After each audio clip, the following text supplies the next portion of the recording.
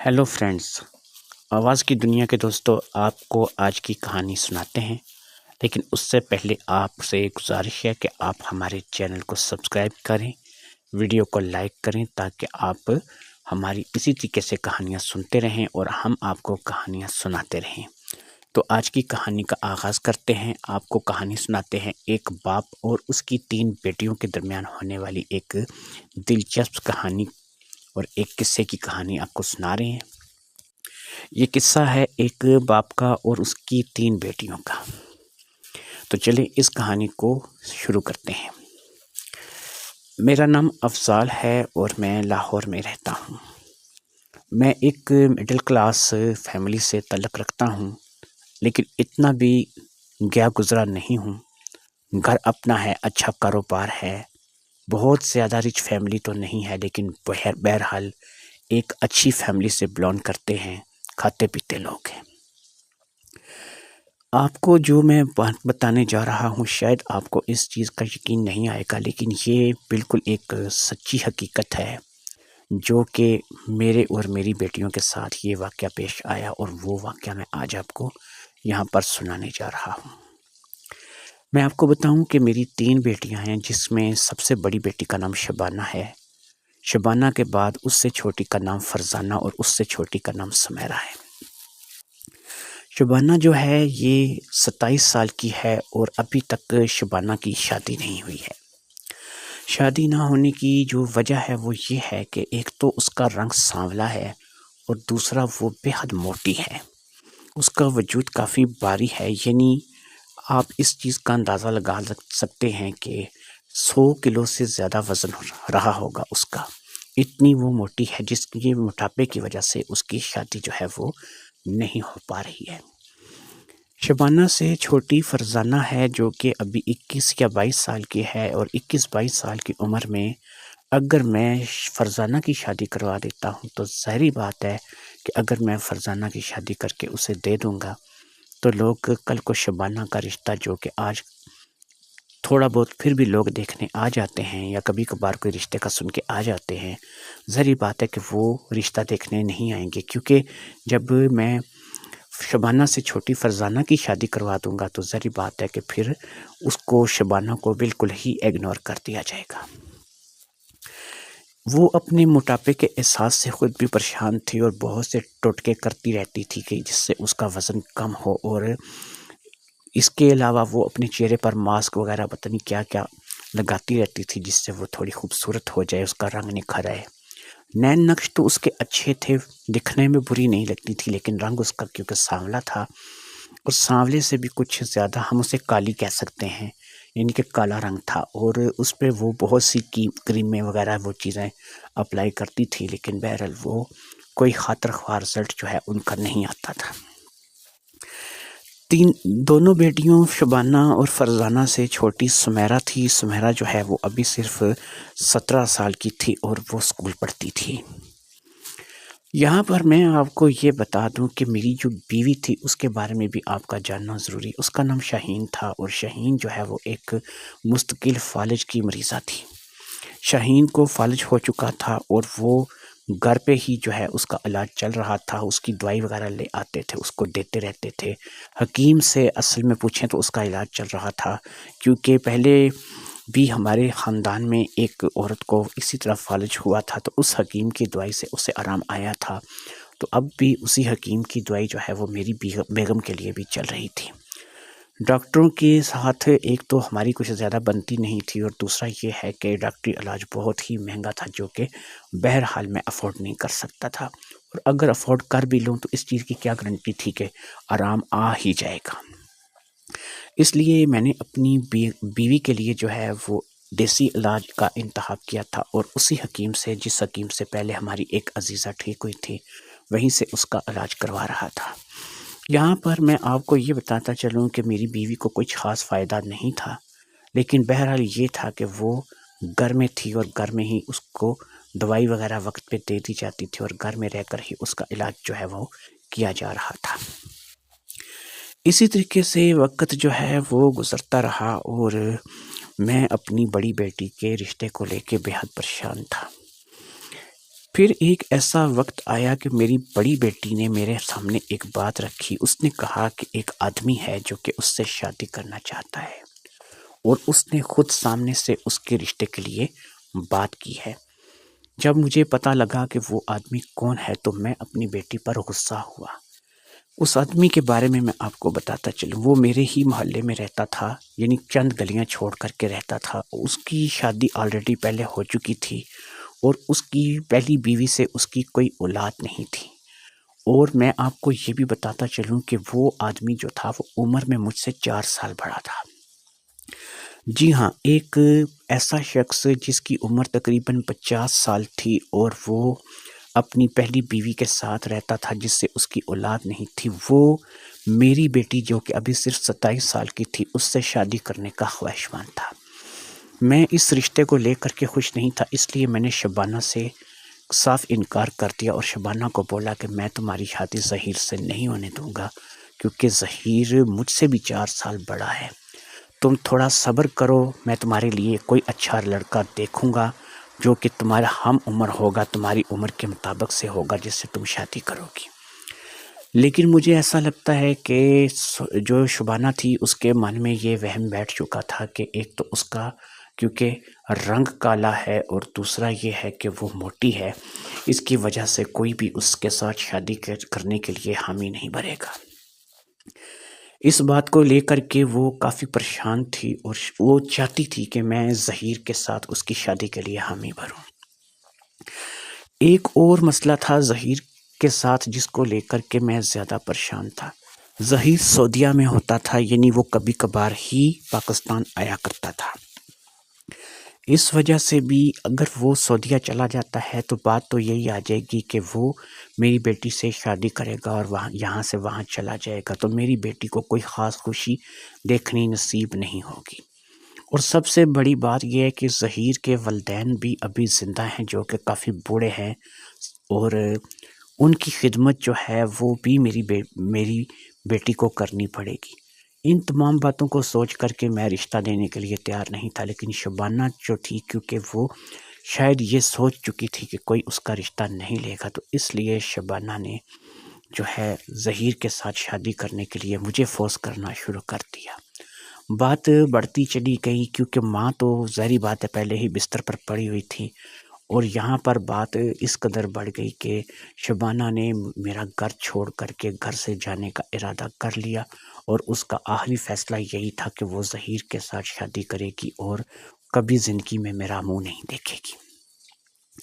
میں نے بھی اسے اچھی خاصی سنا دی اور اسے کہا کہ ٹھیک ہے کہ وہ چلی جائے، آج کے بعد میں اس کے لیے مر گیا اور وہ میرے لیے مر گئی.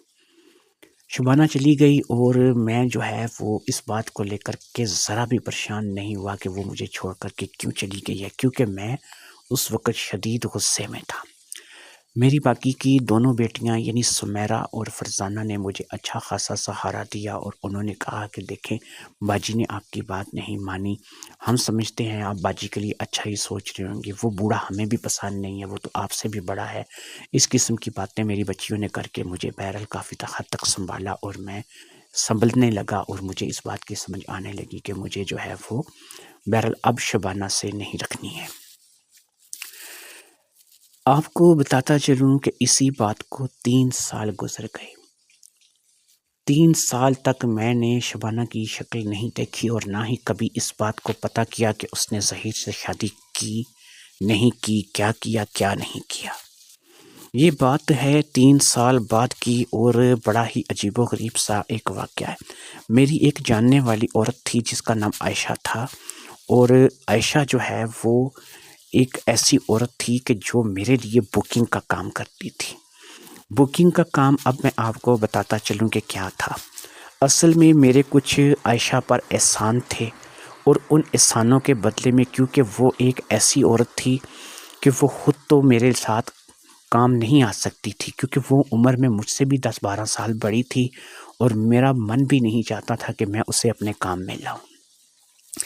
لیکن کیونکہ میں نے اس پر کچھ احسانات کر رکھے تھے تو میں نے ایک دن اس سے اپنے دل کی بات کی تھی اور اسے کہا تھا کہ دیکھو عائشہ، مسئلہ یہ ہے کہ میرے ساتھ ایک پرابلم یہ چل رہی ہے کہ میری بیوی جو ہے وہ مسلسل بیمار ہے اور فالج کی مریضہ ہے۔ اب سسٹم یہ ہے کہ میری بیوی کیونکہ مسلسل بیمار اور فالج کی مریضہ ہے، تو مجھے جو ہے ظاہری بات ہے کہ ایک مرد ہونے کے ناطے ذہنی سکون کی ضرورت ہوتی ہے۔ اب ذہنی سکون کے لیے میں اگر کسی کے پاس جاؤں یا باہر کسی جگہ کا رخ کروں تو ظاہری بات ہے کہ اس کے لیے مجھے اپنی بدنامی کا ڈر ہے، کیونکہ میں اگر لوگوں سے رابطے کروں گا یا میں ایسی لڑکیوں کو، ایسی عورتوں کو تلاش کروں گا تو ظاہری بات ہے کسی نہ کسی جگہ یہ بات سامنے آ جائے گی۔ لہٰذا میں تمہیں ایک کام دے رہا ہوں کہ تم نے کیا کرنا ہے کہ تم ایسی لڑکیاں یا ایسی عورتیں کہ جو کسی نہ کسی مجبوری کی وجہ سے اس کام میں آ جائیں، اگر تمہیں کوئی ایسی لڑکی یا کوئی ایسی عورت ملے تو تم نے کیا کرنا ہے کہ تم نے اسے میرے لیے بک کرنا ہے۔ لہٰذا اس بات کے بعد اس نے 2 ایسی عورتیں مجھے دی تھیں جو کہ انتہائی پریشانی کے عالم میں اپنی زندگی گزار رہی تھیں۔ ایک کا نام صفیہ تھا جس نے 3 مہینے کا مکان کا کرایہ ادا کرنا تھا، اور اس 3 مہینے کے مکان کے کرائے کے لیے وہ میرے پاس آئی تھی، جو کہ میں نے اسے 3 مہینے کا کرایہ اپنے پاس ایک رات رکھنے کے بعد دے دیا تھا۔ اور پھر ایک دوسری تھی جس کا نام نورین تھا، اور نورین جو تھا اس کا شوہر بھی بیرون ملک میں ہوتا تھا اور اس سے کوئی خرچہ وغیرہ نہیں بیچتا تھا۔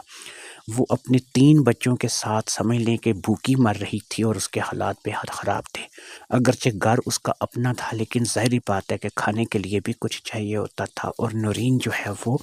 3 بچوں کی ماں ہونے کے باوجود بھی کافی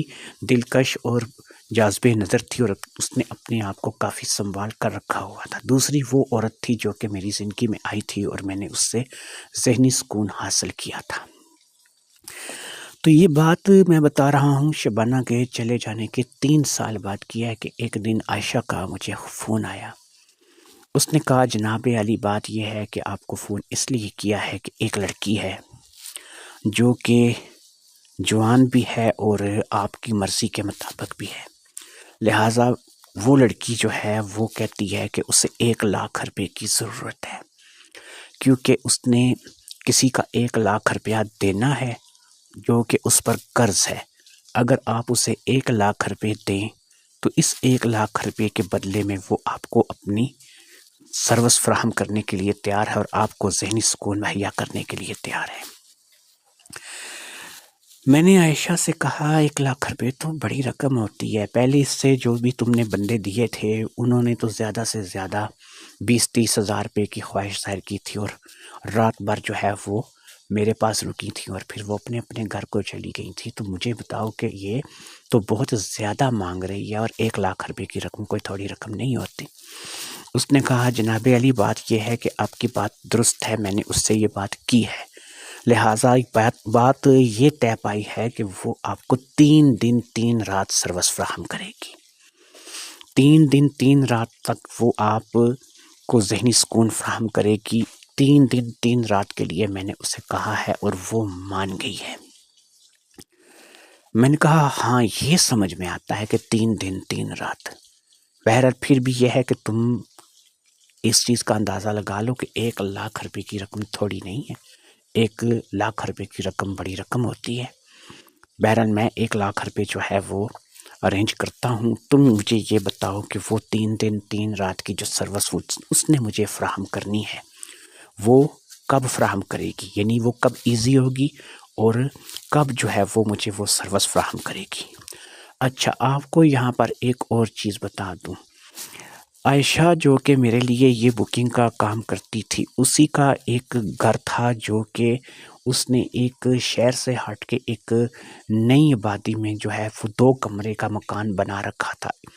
وہ مکان کوئی زیادہ قابل قدر نہیں تھا، یعنی کہ 2 کمرے اس نے بنا رکھے تھے جس کو ابھی تک رنگ روغن بھی نہیں کیا گیا تھا، بس ایسے ہی 2 کمرے بنا کر کے اس کو بس پلستر کر دیا گیا تھا۔ تو اس مکان کی چابی جو ہے وہ تالے کی میرے پاس تھی، اور مجھے جب بھی وہ کسی عورت کے ساتھ بیچتی تھی تو میں اسی مکان پہ چلا جاتا تھا۔ وہاں پر کچھ زیادہ سامان نہیں تھا، بس 2-3 چارپائیاں تھیں، کچھ کھانے پینے کے برتن تھے اور اسی طرح کچھ استعمال کی دیگر چیزیں تھیں۔ تو میرے لیے وہ شہر سے ہٹ کے ایک ایسی سیف جگہ تھی کہ جہاں پر میں چلا جایا کرتا تھا، اور پھر رات بھر کی تو بات ہوتی تھی، جو بھی عورت آتی تھی وہ رات بھر رکتی تھی اور پھر صبح میرے ساتھ واپس آ جاتی تھی۔ راستے میں اس عورت کو میں یہ سمجھا دیا کرتا تھا کہ اگر پہلی بات تو یہ ہے کہ ہم سے کوئی پوچھے گا نہیں کہ ہم لوگ کون ہیں، لیکن اگر کوئی بندہ ایسا آ جائے کہ جو ہم سے کوئی سوال اس بارے میں کر ہی لے تو تم نے مجھے اپنا شوہر اور میں نے تمہیں اپنی بیوی ظاہر کرنا ہے۔ باقی اگر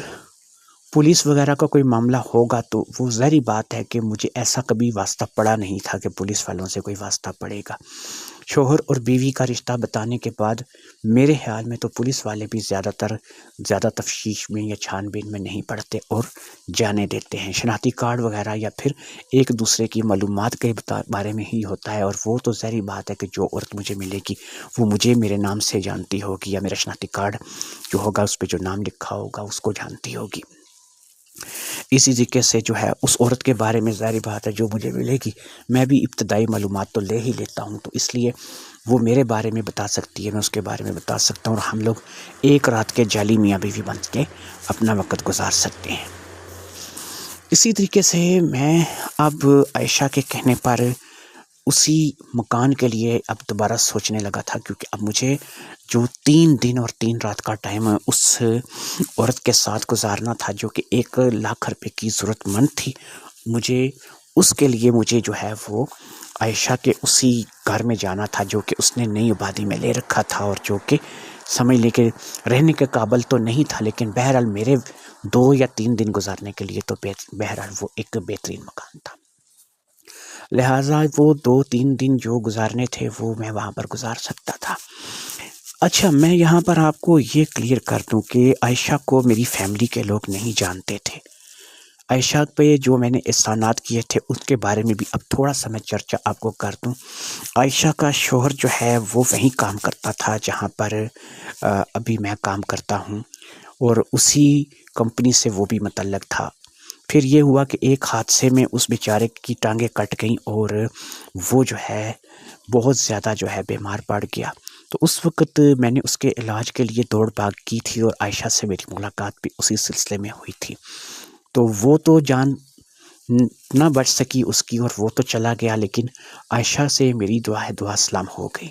عائشہ اگرچہ خود اپنا آپ میرے سامنے پیش کرنے کے لیے تیار تھی، لیکن میں نے عائشہ کو کہا کہ نہیں، تم میری چوائس نہیں ہو، اور مجھے جو ہے وہ تم پسند نہیں ہو، اس لحاظ سے تم مجھے پسند نہیں ہو۔ ہاں، اگر تمہیں کچھ خرچہ وغیرہ کوئی چیزیں چاہیے تو وہ میں تمہیں دے دیا کروں گا، لیکن یہ ہے کہ اس لحاظ سے میں تمہیں پسند نہیں کرتا۔ دوسرا یہ ہے کہ عائشہ کا نہ کوئی بیٹا تھا نہ کوئی بیٹی تھی، یعنی کوئی اولاد نہیں تھی، تو عائشہ اکیلی ہی اپنی زندگی جو ہے گزار رہی تھی۔ اس کے لیے ایک چھوٹا سا مکان تھا جو کہ اس کے شوہر نے چھوڑا تھا، اور ایک گھر یہ تھا جو کہ نئی آبادی میں جو ہے ان لوگوں نے ابھی بنانا تھا، یعنی کہ 2 ہی کمرے بنا رکھے تھے، اور اس میں کچھ خاص سہولتیں بھی نہیں تھیں۔ لہٰذا میں نے آپ کو عائشہ کا بیک گراؤنڈ اس لیے بتا دیا کہ میری فیملی کے لوگ جو ہے وہ عائشہ کو نہیں جانتے تھے، اور نہ ہی وہ میری فیملی سے کبھی ملی تھی، اور نہ ہی میرے گھر والوں سے اس کی کوئی ملاقات تھی۔ لہٰذا قصہ مختصر یہ جی کہ ہم لوگوں کے درمیان یہ بات طے پا گئی کہ ہم لوگ جو ہے وہ کس دن جو ہے وہاں پر جائیں گے، اور کس دن جو ہے وہ اس عورت کو لے کر کے میرے پاس آئے گی۔ اب سسٹم یہ ہوا کہ عائشہ نے مجھے یہ بتایا کہ بھئی اس عورت کو جو ہے وہ سیدھا اپنے اسی گھر میں لے کر کے جائے گی، اور اسی گھر میں جو ہے وہ چھوڑ کر کے آ جائے گی، کیونکہ اس نے اس گھر میں جانا تھا کسی ایسی جیسے کہ اپنے مکان کو دیکھنے کے لیے لوگ چلے جاتے ہیں، نظر مارتے ہیں، تو کچھ عرصہ بعد وہ اپنے مکان کو دیکھنے چلا جایا کرتی تھی، تو وہ کہتی تھی کہ چلو اسی بہانے میں اپنے گھر کو دیکھ آؤں گی، اور اس عورت کو میں اپنے ساتھ لے جاؤں گی، اور اس سے میں دن کے وقت ہی وہیں پر چھوڑ آؤں گی۔ تم یعنی مجھے کہنے لگی کہ تم ایسا کرنا کہ تم پھر رات تک وہاں پر چلے جانا، دروازہ دستک دینا، وہ لڑکی جو ہوگی وہ دروازہ کھولے گی، اور پھر تم جو ہے وہ گھر کے اندر داخل ہو جانا۔ پھر 3 دن 3 رات تک تم لوگوں نے وہیں رہنا ہے، اور اس کے بعد جب تم لوگوں کا اپنی کمٹمنٹ کا ٹائم مکمل ہو جائے گا تو پھر وہ لڑکی بھی اور تم بھی وہاں سے واپس آ جانا۔ میں نے کہا بالکل ٹھیک ہے، ایسا ہو جائے گا۔ اور 3 دن 3 رات تک کے لیے جو ہے وہاں پر مسئلہ بھی نہیں تھا، کھانے پینے کی بھی پرابلم نہیں تھی، کیونکہ وہ بہرحال نیو آبادی تھی اور وہاں پر کچھ ہی فاصلے پر ہوٹل بھی تھی، دکانیں بھی تھیں، کھانا پینا وہاں سے جا سکتا تھا، اور میں 3 دن 3 رات وہاں پر گزار سکتا تھا۔ باقی میں پہلے بھی جن لڑکیوں کو لے کر کے وہاں پہ گیا تھا وہ وہیں پہ اندر ہی رہتی تھیں، ان کو میں گھر سے باہر نہیں نکلنے دیتا تھا تاکہ وہ لوگوں کی نظروں میں زیادہ نہ آئیں۔ تو اب اس لڑکی کے ساتھ بھی میں یہی کرتا کہ اسے بھی میں وہاں سے باہر نہ نکلنے دیتا تھا کہ بھی یہ بھی لوگوں کی نظروں میں نہ آئے۔ اور 3 دن 3 رات وہ تو اندر ہی رہتی، لیکن میں 3 دن 3 رات کے لیے جو کھانے پینے کا انتظام ہے اس کو کرنے کے لیے گھر سے باہر آ سکتا تھا۔ میں آپ کو یہ بتاؤں کہ میں نے اپنی ایک چھوٹی سی مہران گاڑی رکھی ہوئی تھی جس میں میں سفر کرتا تھا، اور پھر میں اسی مہران گاڑی میں جو ہے وہ اپنی مطلوبہ جگہ پہنچ جایا کرتا تھا۔ لہٰذا عائشہ کے ساتھ مل کر میں نے اس بات کو جو ہے وہ طے کر لیا کہ بھئی میں جو ہے وہ کون کون سے 3 دن اور 3 راتیں ہیں جو کہ وہاں پر عائشہ کے مکان میں گزاروں گا، اور یہ طے پایا کہ جمعرات، جمعہ اور ہفتہ 3 دن جو ہے وہ وہاں پر گزارے جائیں گے۔ لہٰذا جمعرات کی رات کو ہی میں وہاں اپنی مہران گاڑی لے کر کے چلا گیا۔ گھر میں نے فرزانہ اور سمیرہ یعنی جو میری دونوں بیٹیاں تھیں ان کو میں نے یہ بتایا کہ بیٹا مجھے 3 دن کے لیے شہر سے باہر جانا پڑ رہا ہے کام کے سلسلے میں، تو میں 3 دن تک گھر نہیں آؤں گا۔ ان کو میری ان باتوں کا پہلے سے ہی پتہ تھا کہ میں اکثر گھر سے جو کام کے سلسلے میں باہر چلا جایا کرتا تھا، لیکن یہ پتہ تھا کہ 1 آدھ دن کے لیے ہی جاتا تھا اور واپس آ جاتا تھا۔ 3 دن کو سن کر وہ تھوڑی سی پریشان تو ہوئیں، لیکن انہوں نے مجھے بہرحال جانے دیا، کیونکہ میرا کام ہی ایسا تھا کہ وہ مجھے روک نہیں سکتی تھی۔ میں نے ان کو یہ کہا کہ تم اپنی ماں کا خیال رکھنا، دوائی ٹائم پہ دیتے رہنا، اگر کسی قسم کی کوئی خاص بات ہو جائے تو اس کے لیے تم مجھے فون کر سکتی اور فون کے ذریعے میرے ساتھ رابطے میں رہنا۔ اتنا سب کچھ بولنے کے بعد میں اپنے گھر سے باہر نکل آیا۔ مغرب کا ٹائم ہونے والا تھا، یعنی رات ہونے والی تھی، اور میں نے اپنی مہران گاڑی نکالی اور اس کا رخ جو ہے وہ میں نے شہر سے باہر جاتی ہوئی سڑک کی طرف کر دیا۔ جس طرف وہ نئی آبادی بن رہی تھی وہ شہر سے کافی ہٹ کے راستہ تھا۔ بہرحال وہ راستہ مجھے اچھی طریقے سے یاد تھا، کیونکہ میں ایک دفعہ نہیں بلکہ 1 سے زیادہ مرتبہ وہاں پر جا چکا تھا۔ تھوڑی ہی دیر میں شہر جو ہے وہ گزر گیا، اور اس کچی بستی کے جو نئی بستی بس رہی تھی جہاں پہ ابھی کچھ مکان کچے تھے اور کچھ پکے تھے، تو وہاں پر جو ہے اس کی مکانوں کی آمد و رفت اب وہاں کی شروع ہو چکی تھی، اور میں اس بستی میں داخل ہو چکا تھا۔ تھوڑے ہی فاصلے پر اب مکان جو ہے وہ عائشہ کا بھی آنے والا تھا جہاں پر مجھے جانا تھا۔ میرے پاس اس مکان کی اگرچہ تالے کی چابی رہتی تھی، کیونکہ اس کے تالے کی 3 چابیاں تھیں، جس میں سے اس کے تالے کی جو 3 چابیاں تھیں ان میں 1 چابی جو ہے وہ میرے پاس تھی، لیکن مجھے اب فکر اس بات کی نہیں تھی کہ میں نے تو جا کر کے صرف دروازے پہ دستک دینی تھی، دروازہ تو آلریڈی آگے ہی اسی عورت نے کھولنا تھا جس عورت کی بکنگ عائشہ نے کی تھی میرے لیے 3 دن کے لیے 3 رات کے لیے، جسے 1 لاکھ روپے کی ضرورت تھی، جو کہ اس نے کسی کا قرضہ دینا تھا جیسا کہ مجھے عائشہ نے بتایا تھا۔ تو اسی طریقے کی بات جو ہے وہ مجھ سے کی گئی تھی۔ بہرحال میں وہاں پر پہنچ گیا، اور پھر میں نے مہران گاڑی کو ایک جگہ پر ایک خالی پلاٹ میں پارک کیا۔ یہاں پہ پارکنگ ہی پارکنگ تھی، کیونکہ بہت سے پلاٹ ابھی خالی پڑے تھے، کہیں بھی آپ اپنی گاڑی کو کھڑا کر سکتے ہیں۔ باقی یہ ہے کہ آپ اپنی گاڑی کو اچھے طریقے سے لاک کریں، کیونکہ بہرحال یہ ایک ویران علاقہ ہے اور یہاں پر کوئی واردات بھی ہو سکتی ہے گاڑی چوری وغیرہ کی۔ ویسے تو میری گاڑی جو ہے اس کو چوری کرنے کی کوئی ہمت نہیں کرے گا، کیونکہ مہران کی آج کے دور میں قیمت ہی کیا ہے، 4-5 لاکھ روپے میں گاڑی مل جاتی ہے، اور پھر جب کوئی بندہ اس کو چوری کر کے بیچے گا تو ظاہری بات ہے کہ اس کی 1-2 لاکھ روپے کی بھی مشکل سے بکے گی۔ لیکن پھر بھی میں نے بالکل اسی مکان کے بالکل قریب ہی ایک خالی پلاٹ میں اس گاڑی کو پارک کیا تھا کہ آتے جاتے گزرتے ہوئے مجھے جب بھی گاڑی کی ضرورت پڑے گاڑی میری آنکھوں کے سامنے رہے، اور پھر میں جب بھی چاہوں اپنی گاڑی کو لے کر کے قریبی بازار یا مارکیٹ چلا جاؤں جہاں سے میں کھانے پینے کا سامان لے کر کے آ سکوں۔ کیونکہ میں پہلے بھی یہاں پر 2 دفعہ رہ چکا تھا، تو اس لیے مجھے یہاں کی مارکیٹس کا، ہوٹل کا سب کا پتہ تھا، اس لیے میرے لیے یہ ساری باتیں پریشانی کی جو ہے وہ نہیں تھی۔ میں نے مہران گاڑی کو پارک کرنے کے بعد اس مکان کا رخ کیا اور دروازے پر دستک دی۔ 2 سے 3 مرتبہ دستک دینے پر بھی دروازہ نہیں کھلا۔ پھر میں نے تھوڑا زور سے دروازے کو کھٹکھٹایا۔ شاید جو بھی عورت تھی، مجھے ایسا لگتا تھا کہ اکیلے ہونے کی وجہ سے وہ سو گئی ہے، یا پھر وہ واش روم میں ہے، یا پھر جو اس کو میری جو ہے وہ کچھ اونچا سننے کی بیماری یا کچھ ایسی ہی حالت تھی، کیونکہ 2 سے 3 مرتبہ میں دروازہ کھٹکھٹا چکا تھا لیکن ابھی تک دروازہ نہیں کھلا تھا۔ پھر جب میں نے کافی زور سے دروازے کو کھٹکھٹایا تو پھر دروازہ جو ہے وہ ایک دم سے کھل گیا۔ دروازہ کیا کھلا تھا، میری تو آنکھیں پھٹی کی پھٹی رہ گئیں۔ اپنے سامنے کھڑی عورت کو دیکھ کر کے میں تو ایک لمحے کے لیے حیران اور پریشان ہو گیا اور گہری سوچ میں چلا گیا۔ میں اس قدر زیادہ جو ہے یہ جھٹکا میرے لیے عجیب تھا، اور اس قدر زیادہ جو ہے یہ میرے لیے پریشان کن بات تھی کہ میں جس کے بارے میں سوچ بھی نہیں سکتا تھا۔ جس عورت نے دروازہ کھولا تھا، جسے عائشہ جو ہے وہ یہاں اس مکان میں میرے سکون کے لیے 3 دن 3 رات کے لیے چھوڑ کر کے گئی تھی، وہ عورت کوئی اور نہیں، میری اپنی سگی بڑی بیٹی شبانہ تھی۔ جی ہاں، میرے سامنے شبانہ کھڑی تھی۔ شبانہ بھی مجھے حیرت سے دیکھ رہی تھی۔ اسے شاید اس بات کی بالکل امید نہیں تھی کہ یہاں پر اس کی ملاقات میرے ساتھ ہوگی۔ وہ بھی حیران اور پریشان مجھے دیکھے چلی جا رہی تھی، اور میں بھی حیران پریشان شبانہ کو دیکھے چلا جا رہا تھا۔ چند لمحے اسی طریقے سے گزر گئے، پھر آخر کار میں اب ہوش میں آیا اور میں نے اپنے آپ کو سنبھالتے ہوئے شبانہ سے پوچھا، عائشہ تمہیں چھوڑ کر گئی ہے یہاں پر؟ تم وہ عورت ہو جسے 3 دن 3 رات یہاں اس مکان میں رہنا ہے، اور میں اس کے بدلے میں تمہیں 1 لاکھ روپے ادا کروں گا۔ شبانہ کے پاس کوئی جواب نہیں تھا کہ وہ منہ سے کچھ بولتی۔ اس نے صرف سر ہلا دیا،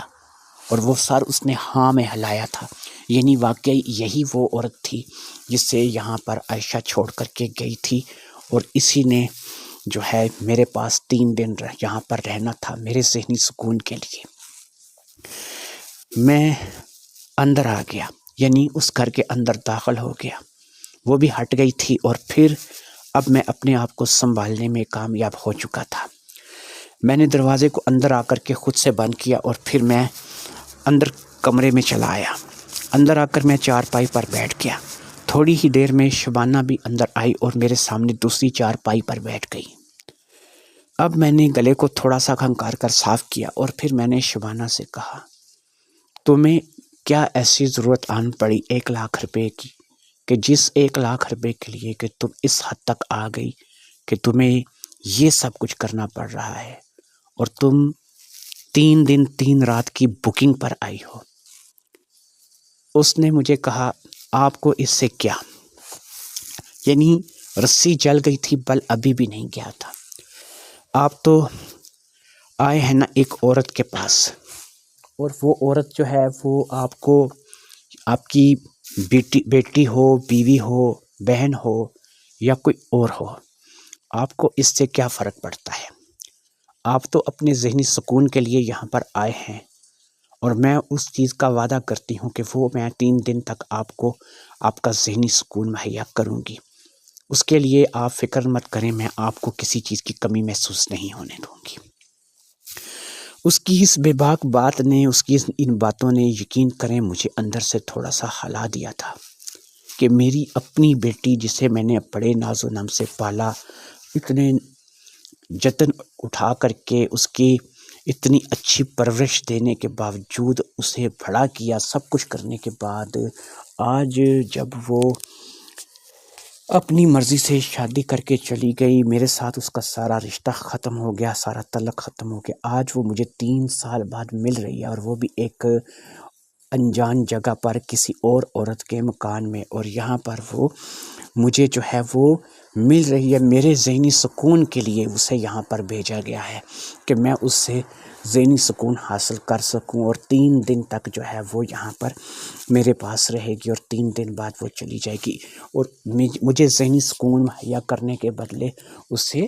1,00,000 روپیہ مجھے دینا ہوگا۔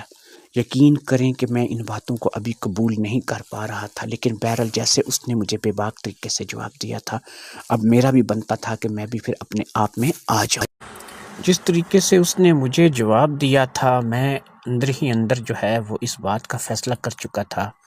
کہ بھی مجھے بھی کوئی پھر نرمی نہیں دکھانی ہے۔ ٹھیک ہے، یہ میری بیٹی ہے تو کیا ہوا ہے، اسے عائشہ نے میرے پاس 3 دن کے لیے بھیجا ہے اور مجھے 1,00,000 روپے اسے ادا کرنے ہیں،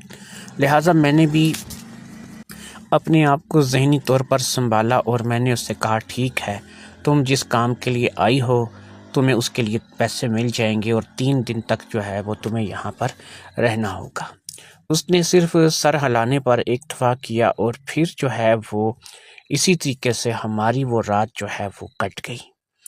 اس رات میں نے وہ کر لیا تھا کہ جو میں کبھی کرنے کا ارادہ نہیں رکھتا تھا، اور نہ ہی میرا ایسا ذہن تھا، لیکن جو کچھ ہونا تھا اب وہ تو ہونا ہی تھا، اس کو روکا نہیں جا سکتا تھا۔ یہ ہونی انہونی جو بھی تھی یہ اب ہو چکی تھی، جو بھی گھٹنا گھٹنی تھی وہ گھٹ چکی تھی، اور اسی طریقے سے وہ رات جو ہے وہ ہم دونوں باپ اور بیٹی نے وہاں پر گزار لی تھی۔ اگلے دن اس کا موڈ کچھ نارمل تھا، تو اس نے اپنا دکھ درد کچھ مجھ سے ظاہر کرنا شروع کیا۔ اس نے بتایا کہ اس کی ایک چھوٹی سی بیٹی بھی ہے جو کہ اس کی ظہیر سے پیدا ہوئی ہے، اور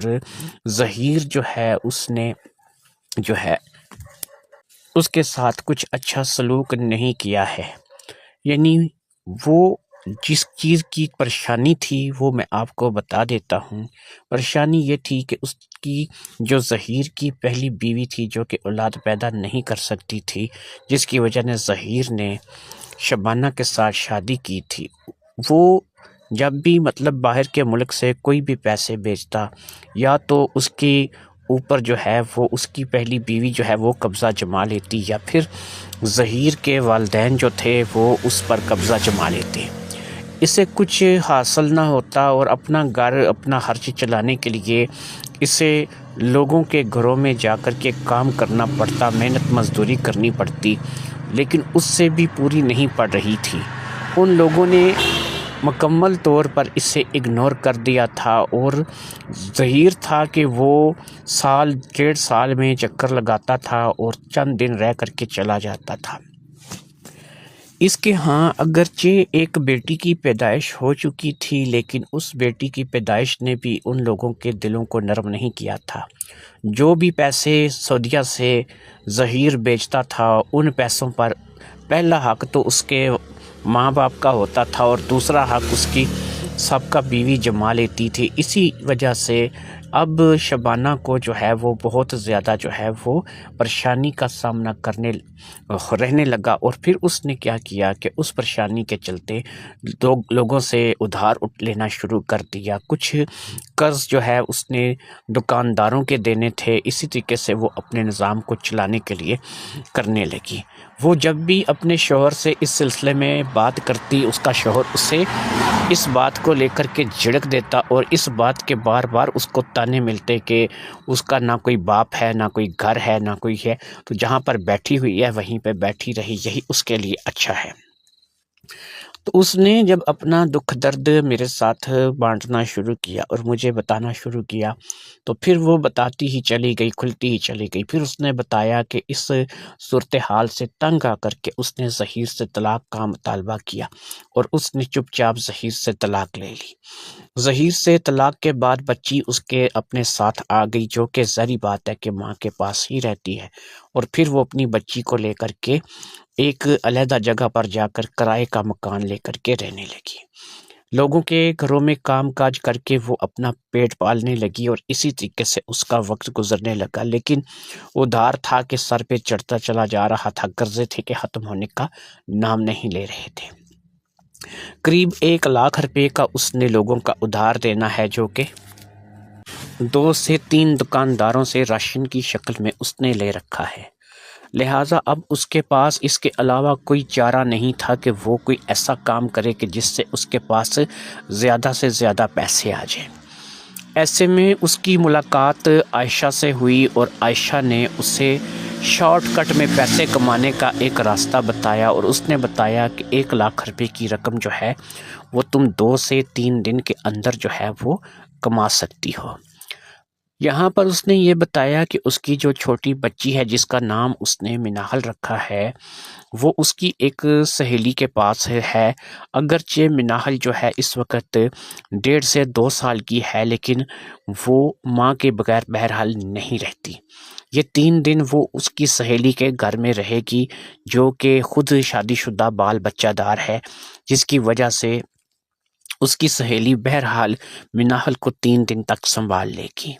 یہ اپنی سہیلی سے یہ کہہ کر کے آئی ہے کہ وہ کسی بندے سے پیسے لینے ہیں، اور وہ پیسے لینے کے لیے جا رہی ہے، اور وہاں پر اگر اسے پیسے مل گئے تو وہ آئے گی اور تمام دکانداروں کا قرضہ جو ہے وہ چکا دے گی۔ اس صورتحال کو جان کر سن کر کے مجھے یقین کریں کہ بہت زیادہ ترس بھی آیا، کیونکہ بہرحال وہ جو بھی تھی میری بیٹی تھی، بڑی بیٹی تھی، اس نے غلطی کی تھی، لیکن اتنی بڑی غلطی نہیں کی تھی کہ اس کے لیے واپسی کے دروازے بالکل بند ہو جاتے۔ لہٰذا اس کی اس کہانی کو سننے کے بعد میں نے اس سے ایک آفر دی۔ میں نے کہا دیکھو شبانہ، بات یہ ہے کہ تمہاری بہنیں یا تمہاری ماں یا پھر لوگ جو کہ ہمیں جانتے ہیں، اچھے طریقے سے جانتے ہیں، اس ساری صورتحال کے بعد ہو سکتا ہے کہ تمہیں قبول نہ کریں، کیونکہ رشتہ دار برادری کے نظر میں بھی تم مجرم ہو، اور تم نے ایک اپنے باپ کا دل توڑا ہے، تم نے اپنی منمانی کی ہے۔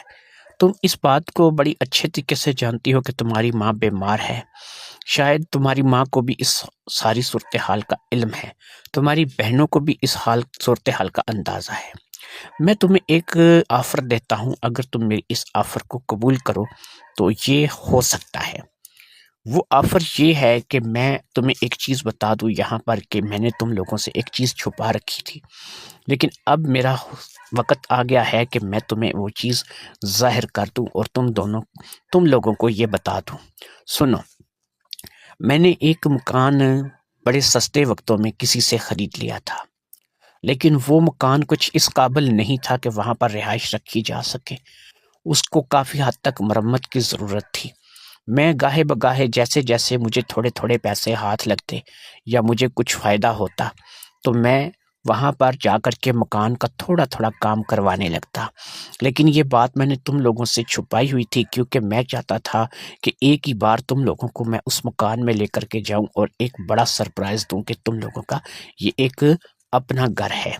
لہٰذا میں تم لوگوں کو یہ بتا دوں کہ اب وہ سرپرائز میں اس بجائے اس کے کہ سمیرا یا فرزانہ یا تمہاری ماں کو دوں، وہ سرپرائز میں کیوں نہ آج سے تمہیں دے دوں۔ تم کرائے کے مکان میں رہنے کی بجائے اس گھر میں چلی جاؤ، اور وہ گھر جو ہے اب اس حد تک مرمت ہو چکا ہے کہ وہاں پر بڑی آسانی کے ساتھ رہائش رکھی جا سکتی ہے۔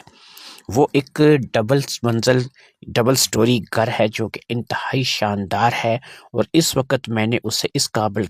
کر دیا ہے کہ وہاں پر ہم رہائش رکھ سکتے ہیں۔ میں کیا کروں گا کہ تم اپنی بیٹی کے ساتھ وہاں پر رہو گی، میں اپنے گھر یعنی فرزانہ، سمیرا اور تمہاری ماں کے پاس بھی رہوں گا، اور جب بھی مجھے وقت ملے گا میں تمہارے پاس بھی آ جایا کروں گا۔ میری آمدنی اتنی ہے کہ میں چاہوں تو تمہارے خرچے بھی چلا سکتا ہوں اور اپنے گھر کے خرچے بھی چلا سکتا ہوں، اس لیے تمہیں پریشان ہونے کی بالکل ضرورت نہیں ہے۔ اور 3 دن بعد جب تم یہاں سے نکلو گی اور جا کر کے اپنی بیٹی مناحل کو اپنی سہیلی سے لو گی، اس کے بعد تم پہلا کام یہی کرنا کہ میں وہ گھر دکھا دوں گا اور تم وہاں پر اس گھر میں چلی جانا۔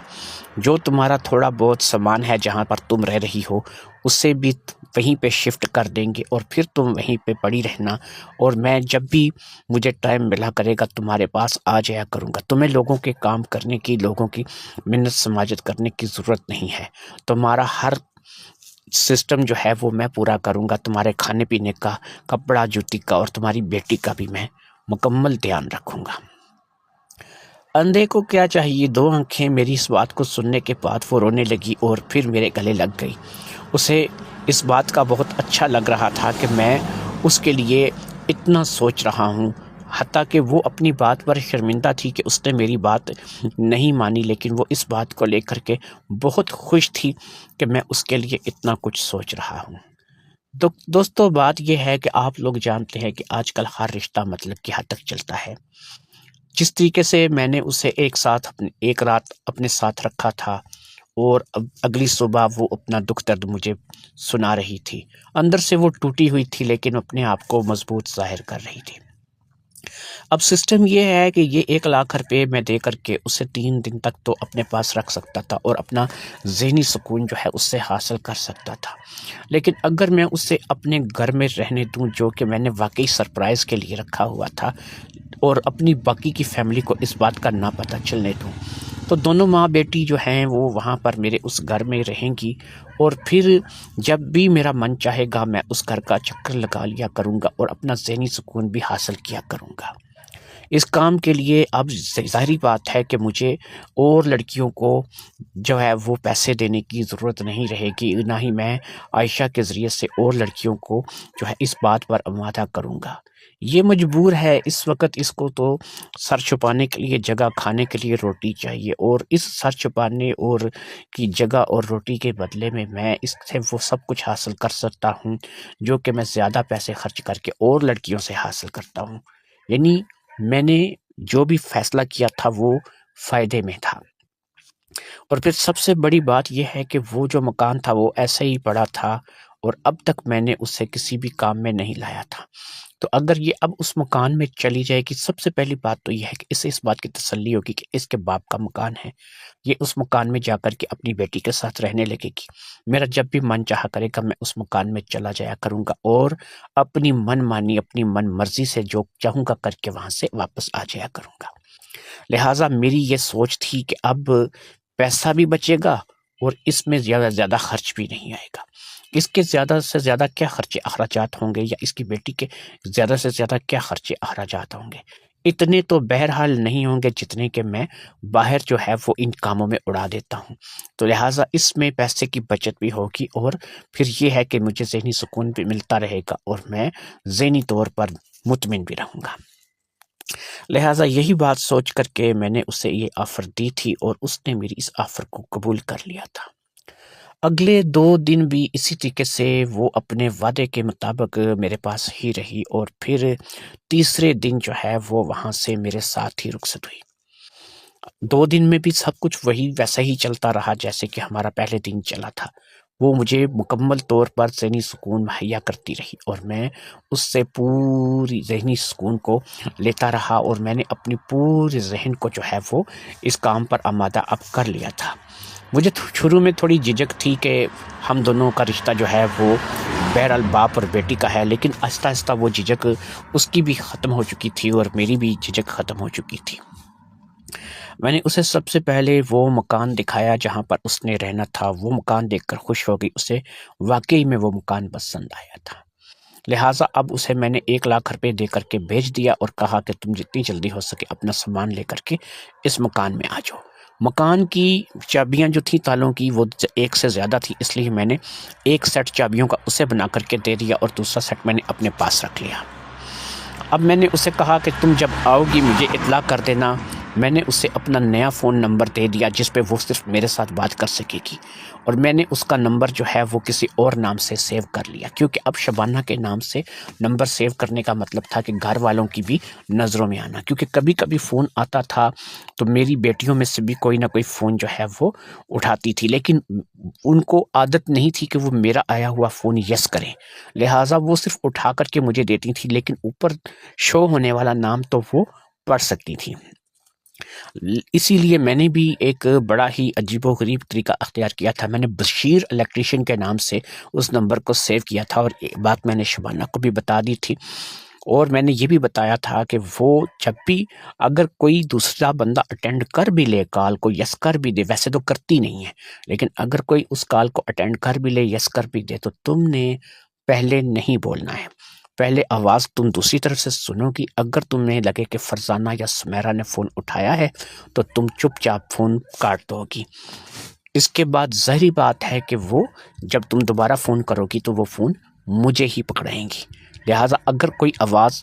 تم نے نہیں بولنا، اگر اس طرف سے آواز آئے تو تم نے فون کاٹ دینا ہے۔ ان باتوں کے بعد میں نے اس سے جو ہے وہاں سے رخصت کر دیا اور پھر میں اپنے گھر آ گیا۔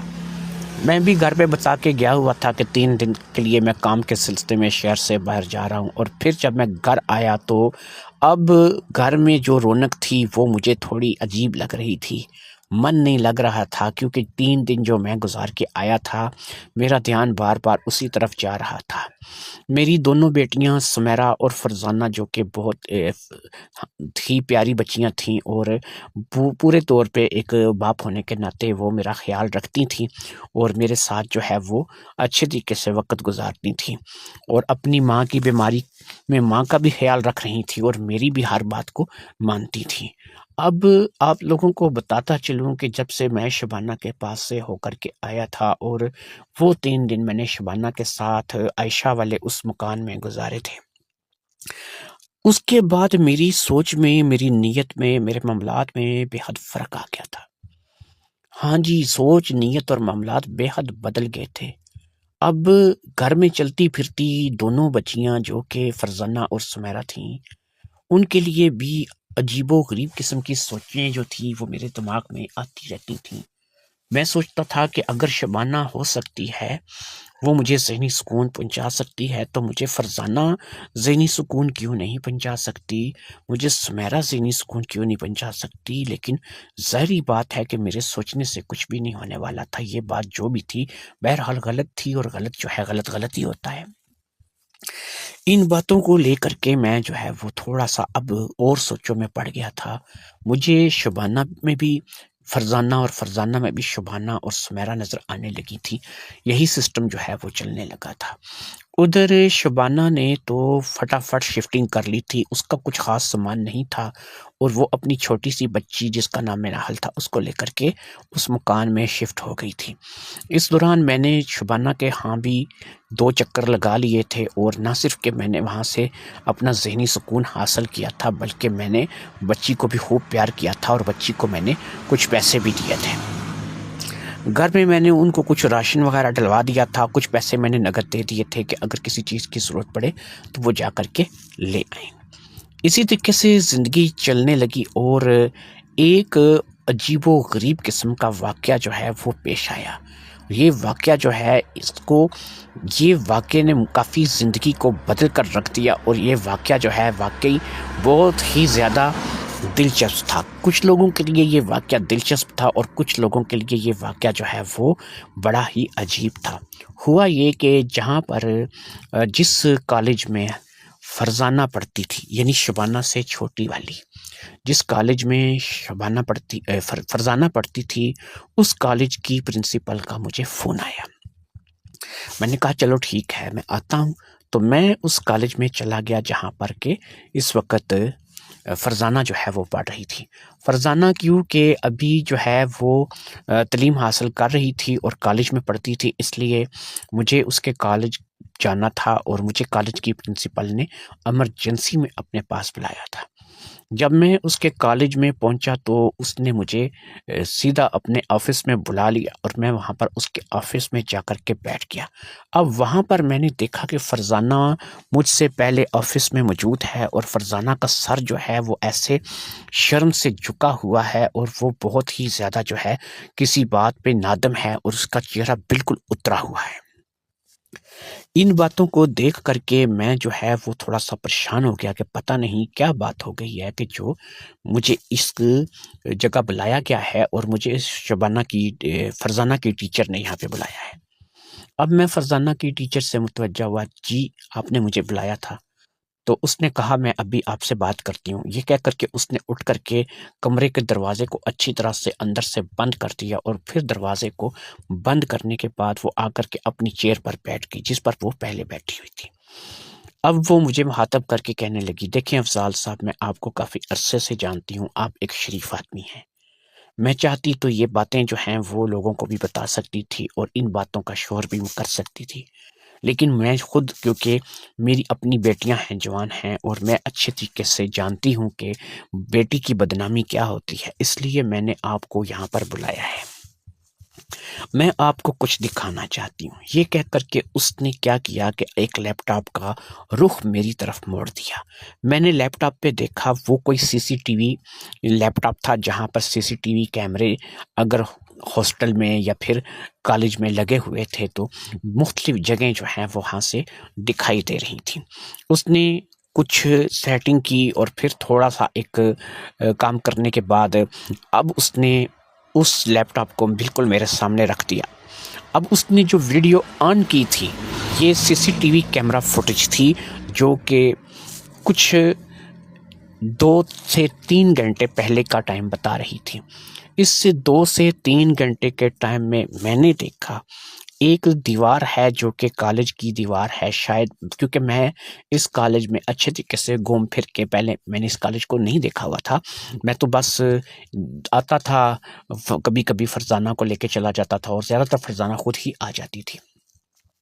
اب میں نے دیکھا کہ یہاں پر ایک دیوار ہے جو کہ کالج کی دیوار مجھے معلوم ہو رہی ہے، اور وہاں پر 2 لڑکے ہیں۔ دونوں لڑکے بھی کوئی اسٹوڈنٹ ہی معلوم ہوتے ہیں، اور جوان ہیں اور اچھے خاصے اونچے لمبے تگڑے ہیں۔ تو ان 2 لڑکوں کے ساتھ ایک لڑکی ہے۔ اب اس لڑکی کا چہرہ جو ہے وہ صاف دکھائی دے رہا ہے، اور ان لڑکوں کا چہرہ بھی صاف دکھائی دے رہا ہے۔ اس دیوار کے ساتھ وہ تینوں کھڑے ہیں، اور پھر کچھ ان کے درمیان بات چیت چل رہی ہے۔ باتیں سمجھ میں نہیں آ رہی ہیں، لیکن سی سی ٹی وی فوٹیج میں جو ہے وہ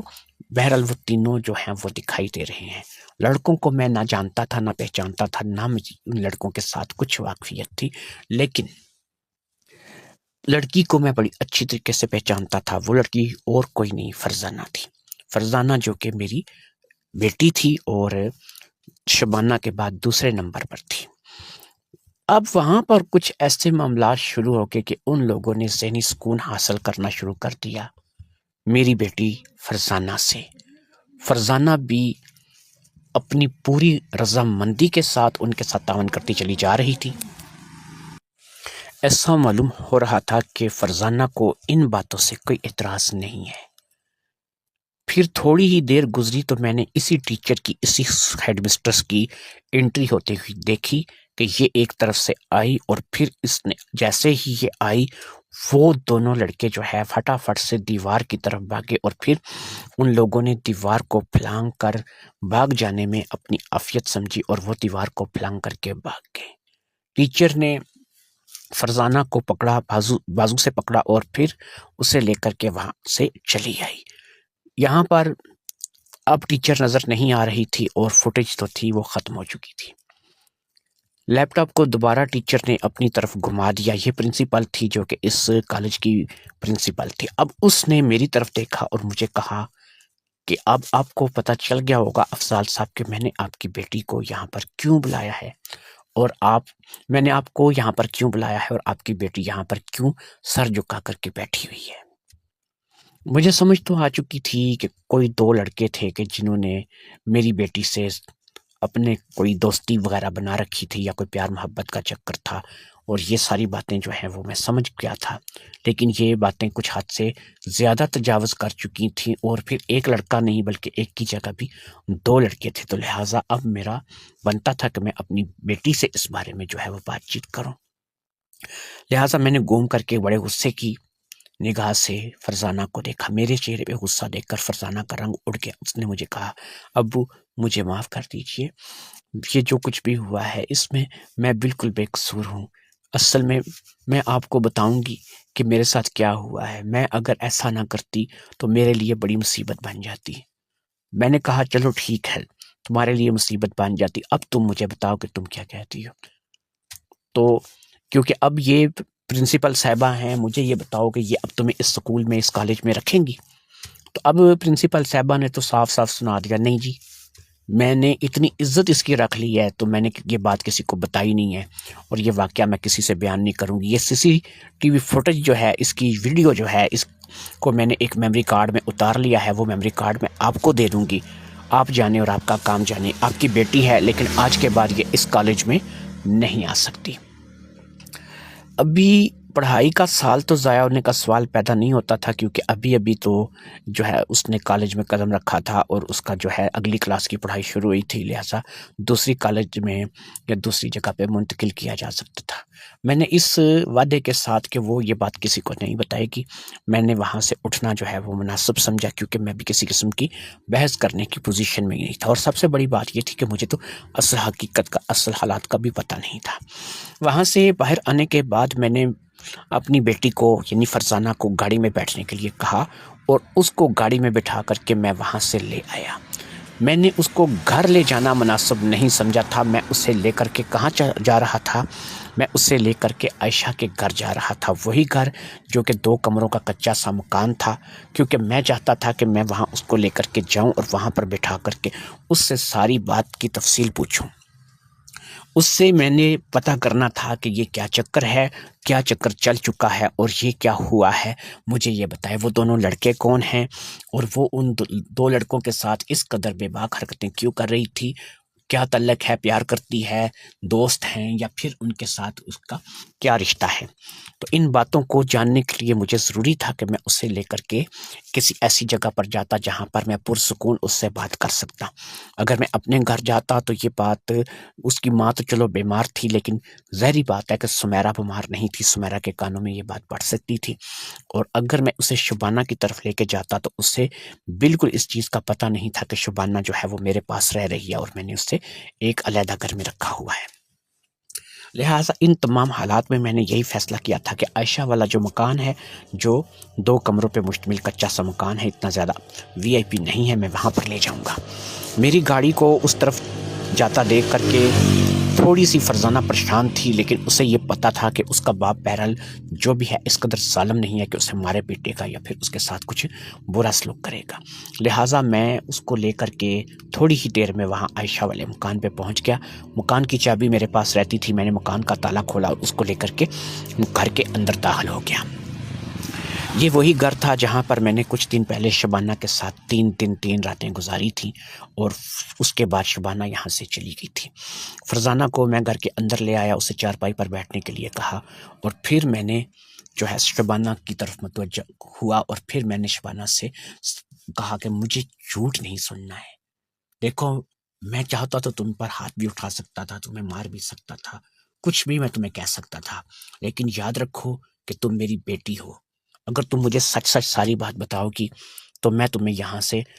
نکلنے کا راستہ بتاؤں گا، یا پھر اگر تم کسی مصیبت میں پھنسی ہو تو میں تمہاری مدد کروں گا۔ یہ بات سن کر کے وہ ہنسی ہو گئی اور اس نے میرے پاؤں میں گرتے ہوئے کہا، بابا مجھ سے بہت بڑی غلطی ہو گئی ہے اور میں آپ کو بتاؤں گی کہ مجھ سے غلطی کیا ہوئی ہے۔ میں نے کہا ہاں میں یہی جاننا چاہتا ہوں کہ تم مجھے بتاؤ کہ غلطی کیا ہوئی ہے، اور پھر اس کے مطابق صحیح فیصلہ کریں گے۔ اس نے کہا بابا اصل میں بات یہ ہے کہ ان میں سے ایک لڑکا جو ہے، کامران اس کا نام ہے، وہ مجھ سے محبت کرنے لگا، مجھ سے میسج وغیرہ کرنے لگا، مجھ سے تصویریں وغیرہ بیچنے لگا، اسی طریقے سے میری اس سے محبت ہو گئی۔ وہ بھی اسی کالج میں پڑھتا تھا اور میں بھی اسی کالج میں پڑھتی ہوں، تو کامران جو ہے وہ مجھ سے محبت کرنے لگا۔ اس نے مجھے کہا تو یہی کہ وہ مجھ سے سچی محبت کرتا ہے۔ ایک بار اس نے مجھے اپنے گھر اپنے ممی پاپا سے ملنے کے لیے بلایا، لیکن اس نے مجھے بتایا کہ اس کے میرے آنے سے تھوڑی دیر پہلے ہی اس کے ممی بابا کو ضروری طور پر کوئی کام پڑ گیا ہے اور وہ فوری طور پر اس کام کے لیے چلے گئے ہیں۔ لہٰذا اس روز اس نے مجھے اپنے گھر میں بٹھایا اور پھر میرے ساتھ باتیں کرتا رہا۔ ان باتوں میں کچھ اس نے میرے ساتھ کسنگ وغیرہ کی، اور پھر اسی طریقے سے وہ مجھے تھوڑا بہت ادھر ادھر ہاتھ بھی لگاتا رہا، تو لہٰذا اس سے آگے نہیں بڑھا، اور پھر اس کے بعد جو ہے میں وہاں سے آ گئی۔ پھر اسی طریقے سے وہ مجھے ہفتے میں تقریباً ایک بار ضرور اپنے گھر بلا لیتا اور ہم ادھر ادھر کی باتیں کرتے رہتے، لیکن کچھ بھی ایسا غلط نہیں ہوا اور نہ ہی ہمارے درمیان کچھ ایسا تعلق قائم ہوا۔ لیکن کچھ ہی دنوں بعد اس نے مجھے واٹس ایپ پہ کچھ تصویریں بھیجی۔ یہ تصویریں کچھ زیادہ اچھی نہیں تھیں، اور ان تصویروں کو دیکھ کر کے میں ڈر گئی، پریشان ہو گئی۔ میں نے اپنے ایک دوست سے کہہ کر کے چیک کروایا کہ یہ تصویریں اصلی ہیں یا پھر نقلی ہیں، تو اس نے بتایا کہ یہ تصویریں 100% اصلی ہیں، اور یہ تصویریں جو ہیں اس نے تمہاری اس وقت اتاری ہیں کہ جب تم نے ان کے گھر کا واش روم یا غسل خانہ وغیرہ استعمال کیا ہوگا۔ میں اس بات کو لے کر کے پریشان ہو گئی اور میں نے کامران سے ملنے کا فیصلہ کیا اور میں نے کامران سے مل کر کے ان تصویروں کے بارے میں پوچھا تو کامران نے مجھے بتایا کہ ہاں یہ جو ہے تم جب میرے گھر آتی تھی تو میں تمہیں بتاؤں کہ میرے غسل خانہ میں واش روم وغیرہ میں کیمرے لگے ہوئے تھے، وہاں سے یہ تمہاری تصویریں لی گئی ہیں۔ ان باتوں کو سن کر میں بےحد پریشان ہو گئی۔ اس نے کہا تم پریشان مت ہو، میں ہوں اور میرا ایک دوست ہے شاہد، اگر تم ہمارے ساتھ کچھ محبت رکھو اور ہمارے ساتھ کچھ ذہنی سکون ہم دونوں کو مہیا کر دو تو ہم ان تصویروں کو ڈیلیٹ کر دیں گے۔ میں نے انکار کیا تو اس نے ان تصویروں کو نیٹ پہ چڑھانے کی دھمکی دی اور پھر اسی طریقے سے مجھے وہ بلیک میل کرنے لگا۔ کچھ ہی دنوں میں مجھے وہ لڑکا بھی سامنے دکھائی دینے لگا جو کہ شاہد تھا، وہ بھی میرے کالج میں ہی پڑھتا تھا اور دونوں کی بہت ہی گہری دوستی تھی۔ میں آخرکار اس کام کے لیے مان گئی۔ میں ایک ہی بار میں تم دونوں کا کہنا مانوں گی اور اس کے بدلے میں تمہیں میری جو تصویریں ہیں، جو بھی ویڈیوز تم لوگوں نے نکالی ہیں ان کو ڈیلیٹ کرنا ہوگا۔ وہ دونوں اس بات کے لیے مان گئے اور انہوں نے کہا کہ ٹھیک ہے، تم ہمیں ذہنی سکون مہیا کرو، ہم جو ہے وہ تمہاری جو تصویریں ہیں ان کو ڈیلیٹ کر دیں گے۔ ہمارا آپس میں اس بات کو لے کر کے سمجھوتا ہو گیا اور پھر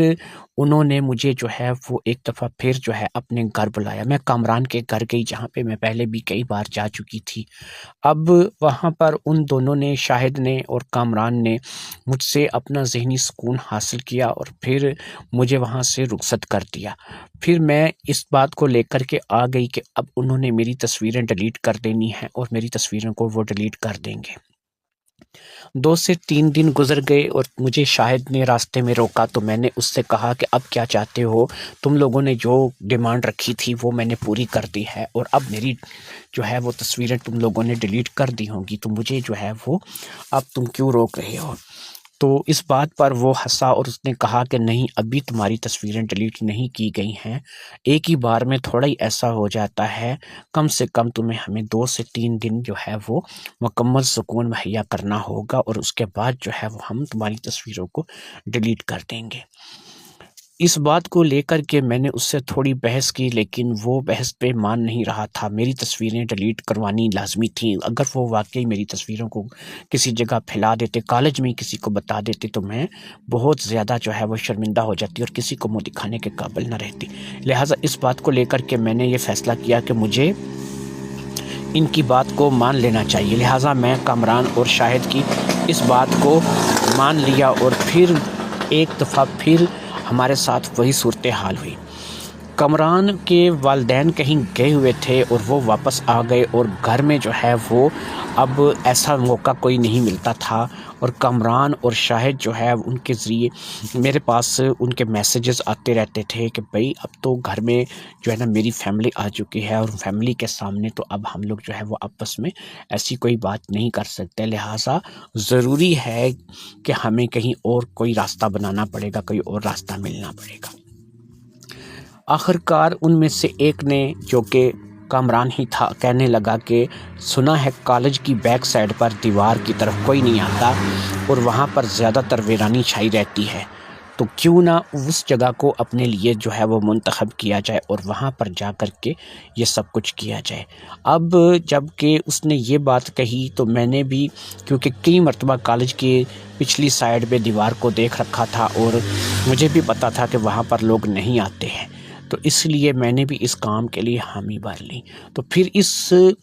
دن جو ہے ہم لوگوں نے یہ طے کیا تھا کہ دوپہر کے وقت میں جب لوگ اپنے اپنی کلاسوں میں اپنے اپنے معاملات میں مگن ہوں گے تو ہم لوگ جو ہے وہ یہاں پر آ جائیں گے۔ یہ ساری چیٹنگ ہمارے پاس واٹس ایپ کے ذریعے سے ہوئی تھی اور پھر میں ان کے کہنے پر وہاں پر آ گئی اور پھر ہمیں بالکل بھی نہیں پتا تھا کہ کالج کی وہ دیوار جو کہ بالکل ویران رہتی ہے اور یہاں پہ کوئی آتا جاتا نہیں ہے، یہاں پر CCTV کیمرہ جو ہے وہ لگا ہوا ہے اور جس کا تعلق جو ہے وہ پرنسپل آفس کے ساتھ ہے۔ لہٰذا ہماری ہیڈ مسٹرس نے ہمیں دیکھ لیا اور پھر وہ ہماری طرف جو ہے وہ گئی اور پھر وہ لڑکے تو دونوں بھاگ گئے اور پھر مجھے جو ہے وہ لے کر کے آفس میں آ گئی۔ ان دونوں لڑکوں کو بھی ظاہری بات ہے کہ اب کالج سے نکال دیا جائے گا، لیکن مجھے فکر اس بات کی لگی ہوئی ہے کہ ان کے پاس ابھی بھی میری تصویریں وغیرہ موجود ہیں اور وہ مجھے بلیک میل کر سکتے ہیں، لہٰذا میں جو ہے ان باتوں کو لے کر کے پریشان ہوں۔ کہ اتنے میں آپ آ گئے اور پھر آپ نے جو بھی پرنسپل سے بات کی اور اس کے بعد آپ لے کر کے مجھے یہاں آ گئے۔ مجھے ساری بات سمجھ آ گئی تھی اور میں نے اس سے کہا کہ دیکھو فرزانہ، بات یہ ہے کہ تمہیں یہ بالکل نہیں کرنا چاہیے تھا۔ اگر وہ تمہیں بلیک میل کر رہے تھے یا انہوں نے تمہاری کچھ ایسی تصویریں کہ جب تم ان کے گھر میں گئی بنا لیں، تو تم کو چاہیے تھا کہ تم اگر کوئی ایسی بات تھی تو مجھے بتاتی، میں ان سے خود بات کرتا یا ان کا کوئی علاج کرتا۔ بہرحال اب جو بھی ہونا تھا وہ ہو چکا ہے، تمہیں اس بات کو لے کر کے پریشان ہونے کی ضرورت نہیں ہے۔ تمہیں ایک چیز بتاؤں کہ آج کل اتنا زیادہ ایڈوانس فیچر ہے کہ لوگ اصلی اور نقلی تصویروں میں پہچان جو ہے وہ نہیں کر سکتے۔ اگر وہ تصویریں تمہاری انٹرنیٹ پہ ڈال بھی دیتے ہیں تو اس سے کیا ہوگا؟ ہم لوگ اس کو نقلی بولیں گے اور وہ لوگ اصلی بولیں گے، تو ظاہری بات ہے کہ اس کا کوئی پروف نہیں ہو سکے گا۔ بہرحال اگر تم ان تصویروں کو لے کر کے یا انہوں نے جو تمہاری تصویریں بنائی ان کو لے کر کے پریشان ہو، تو اب تمہیں پریشان ہونے کی ضرورت نہیں ہے۔ بس تم مجھے یہ ہے کہ ان کے نام، پتے اور ان کے گھر کے جو ایڈریس وغیرہ ہیں وہ مجھے بتا دو، ان کا میں کوئی نہ کوئی حل نکال لوں گا۔ تمہیں اس بات کو لے کر کے پریشان ہونے کی ضرورت نہیں ہے۔ یہ کہہ کر کے میں نے اسے اپنے قریب کر لیا اور وہ بھی میرے سینے پہ سر رکھ کر کے رونے لگی، کہنے لگی ابو مجھ سے بہت بڑی غلطی ہوئی ہے، مجھے جو ہے وہ کامران پہ اعتبار کرنا ہی نہیں چاہیے تھا۔ میں نے کہا نہیں، ایسی کوئی بات نہیں ہے، یہ عمر ہی ایسی ہوتی ہے کہ انسان پیار محبت کے چکروں میں پڑ جاتا ہے، اس لیے تمہیں کسی قسم کی پریشانی جو ہے وہ لینے کی ضرورت نہیں ہے۔ میری اس تسلی والی باتوں سے وہ کافی خوش ہو گئی اور پھر میں نے اس سے کہا کہ ٹھیک ہے، اب یہ ہے کہ کیونکہ مجھے تمہارے جو ہے وہ کالج والوں نے، تمہاری پرنسپل نے بلایا ہے اور ابھی چھٹی ہونے میں تمہیں 3 گھنٹے باقی ہیں، میں تمہیں اسی ٹائم پر اس وقت واپس گھر لے کر کے جاؤں گا کہ جس وقت تمہیں چھٹی ہوتی ہے۔ تم سمیرا کو کانوں کان خبر نہیں ہونے دو گی کہ تمہارے اسکول میں کچھ ایسی بات ہوئی ہے، تاکہ کیونکہ تمہاری ماں تو بیمار ہے، اب گھر میں صرف ایک سمیرا ہی سمیرا ہے کہ جو اس بات کا اعتراض کچھ اٹھا سکتی ہے۔ ہو سکتا ہے تم دونوں بہنوں کے درمیان کچھ تلخ کلامی یا کوئی بات یا کوئی ایسی چیز ہو جائے، لہٰذا میں نہیں چاہتا کہ اس بات کا سمیرا کو بھی پتہ چلے، لہٰذا بہتر یہی ہے کہ تم جو ہے وہ جتنا بھی وقت ہو سکتا ہے چھٹی تک میرے ساتھ یہیں گزارو، اور پھر جیسے ہی چھٹی ہوگی میں تمہیں لے کر کے گھر چلا جاؤں گا۔ باقی ایک بات تمہیں میری اپنے ذہن میں رکھنی ہوگی، دیکھو میں تمہاری باتوں کو اپنے پاس رکھوں گا، تم میری باتوں کو اپنے پاس رکھو گی۔ میں اس مکان میں آیا، اس مکان کے بارے میں کسی کو پتہ نہیں چلنا چاہیے، یہ مکان کس کا ہے تمہیں بھی اس کے بارے میں پوچھنے کی ضرورت نہیں ہے، بس میں تمہیں یہاں پر لے کر کے آیا ہوں، تم یہاں میرے پاس وقت گزارو اور پھر ہم دونوں باپ بیٹی گھر چلے جائیں گے۔ یہ مکان کس کا ہے، اس کا مالک کون ہے، کیا ہے، اس سے تمہیں کچھ لینا دینا نہیں ہے۔ دوسری چیز یہ ہے کہ اب دیکھو تمہاری اتنی بڑی بات کہ تمہاری تو کچھ تصویریں کامران کے اور شاہد کے پاس تھیں اور تم نے ان تصویروں کے بدلے کیا کچھ نہیں کیا، ان کے گھر گئی، وہاں پر انہوں نے تم سے ذہنی سکون حاصل کیا، 2 سے 3 مرتبہ تم ان کے گھر جا چکی ہو اسی سلسلے میں، پھر انہوں نے تمہیں کالج کے پیچھے دیوار کے پاس بلایا اور وہاں پر بھی جو ہے وہ تم لوگ جو ہے ذہنی سکون حاصل کرتے ہوئے پکڑے گئے، اور پھر اسی طریقے سے جو ہے وہ تمہیں پرنسپل نے پکڑ لیا اور پھر تمہیں میں وہاں سے یہاں لے آیا۔ تو اب یہ ہے کہ دیکھو بیٹا، میں تم سے جو بات کرنے جا رہا ہوں تم میری بات کا برا مت ماننا۔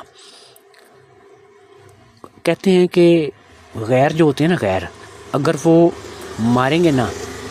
تو وہ مار کر دھوپ میں پھینکیں گے، اپنا کم از کم ہے کہ اگر مارے گا ہی تو کم از کم چھاؤں میں پھینکے گا۔ تو میں یہی تم سے کہنا چاہتا ہوں کہ اب تک یہ چھٹی ہونے میں تقریباً 3 گھنٹے باقی ہیں اور 3 گھنٹے تک میں اور تم یہاں پر موجود ہیں۔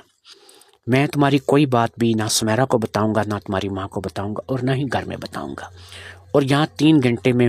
ہمارے درمیان میں جو کچھ بھی ہوگا یہ بات بھی میں امید کرتا ہوں کہ تم گھر میں نہیں بتاؤ گی۔ میری اس بات کے بعد اس نے چونک کر کے میری طرف دیکھا، لیکن اس کے پاس انکار کا کوئی حوصلہ نہیں تھا، نہ ہی انکار کی کوئی گنجائش تھی، اور پھر اس کے بعد چراغوں میں روشنی نہ رہی اور پھر وہ سب کچھ ہو گیا جو کہ نہیں ہونا چاہیے تھا۔ میں نے یہاں پر بھی اپنے ذہنی سکون کو حاصل کر لیا تھا۔ شبانہ کے بعد فرزانہ بھی میرا شکار ہو چکی تھی۔ شبانہ کے بعد فرزانہ کو شکار کرنے کے بعد میں کافی مطمئن تھا۔ شبانہ اور فرزانہ میں بڑا فرق تھا۔ شبانہ تو ایک انتہائی موٹی اور بدصورت سی لڑکی تھی، سیدھی سی بات ہے، چاہے وہ میری بیٹی تھی لیکن ظاہری بات ہے کہ وہ اس قدر زیادہ خوبصورت نہیں تھی۔ ہاں، موٹا ہونے کے ناطے مجھے وہ تھوڑی بہت پسند آئی تھی، لیکن ذہنی سکون حاصل کرتے ہوئے میں اتنا زیادہ اس سے مطمئن نہیں تھا۔ لیکن فرزانہ تو ایک بہت ہی پیاری اور بہت ہی خوبصورت بچی تھی، جسے کہ میں نے اپنے ذہنی سکون کے لیے استعمال کر لیا تھا، اور پھر فرزانہ کو سمجھا بجھا کر کے میں وہاں سے لے کر کے گھر آ گیا تھا۔ گھر آ کر کے ہم لوگوں نے وہی بات سمیرہ کو بتائی جو کہ ہم دونوں نے طے کی تھی، کہ کچھ جھگڑا ہونے کی وجہ سے ایک لڑکی جو کہ اس کی کلاس فیلو تھی، اس کے اور اس کے درمیان جھگڑا ہونے کی وجہ سے جھگڑا اس قدر زیادہ شدت اختیار کر گیا کہ اب کالج والے جو کہتے ہیں کہ وہ ان دونوں میں سے کسی ایک کو رکھیں گے، کیونکہ وہ لڑکی ذرا امیر گھر سے ہے اور کھاتے پیتے گھر کی ہے، تو اس لیے انہوں نے یہ فیصلہ کیا ہے کہ اسے رکھیں گے اور اسے نکال دیں گے، لہٰذا اب یہ کسی اور کالج میں جائے گی اور میں بہت جلد کسی اور کالج میں اس کا داخلہ کروا دوں گا۔ سمیرہ کو ہم نے اسی طریقے کی باتیں بنا کر کے مطمئن کر لیا کہ وہ زیادہ سوال جو ہے وہ نہ کرے۔ ادھر میری بیوی جو تھی وہ بھی زندگی کی آخری سانسیں ہی گن رہی تھی۔ مجھے نہیں لگتا تھا کہ وہ کبھی ٹھیک ہوگی، نہ اس نے ٹھیک ہونا تھا اور نہ ہی اس کے ٹھیک ہونے کی مجھے کوئی امید تھی۔ مجھے ایسا لگ رہا تھا کہ وہ بہت جلد جو ہے وہ ٹکٹ کٹوانے والی ہے، اور مجھے بھی بالکل ایسا لگ رہا تھا کہ اس کا ٹکٹ بہت جلد کٹنے والا ہے۔ اب سسٹم یہ شروع ہو گیا کہ میں نے ایک دوسرے کالج میں بات کر کے وہاں پر میں نے فرزانہ کو داخل کروا دیا، اور فرزانہ کی تعلیم جو ہے اس کا حرج ہونا سے بچ گیا، اور وہیں پہ اس کی اگلی تعلیم شروع ہو گئی۔ میں اب فرزانہ کو لینے کے لیے جو ہے وہ اکثر اس کالج میں چلا جایا کرتا تھا، اور پھر وہاں سے میں اسے عائشہ والے مکان میں لے جایا کرتا تھا، اور پھر ہم وہاں پر تھوڑا ٹائم گزار کر کے واپس گھر آ جایا کرتے تھے۔ پھر اسی طریقے سے جب بھی میرا من چاہتا میں شبانہ کی طرف چلا جاتا، اگر اسے کسی چیز کی ضرورت ہوتی تو میں اسے منگوا دیتا، گھر میں سودا سلف وغیرہ ڈال دیتا، اور اسی طریقے سے میری شبانہ کی بھی بات چلنے لگی۔ کچھ وقفہ ہو گیا، کچھ عرصہ گزر گیا، اسی طریقے سے میری شبانہ کی اور میری فرزانہ کی اسی طریقے سے انڈرسٹینڈنگ جو ہے وہ چلنے لگی۔ اس دوران میں نے ایک کام کر دیا، اور وہ میں نے کام یہ کیا کہ میں نے فرزانہ اور شبانہ کو آپس میں ملوا دیا اور ان کو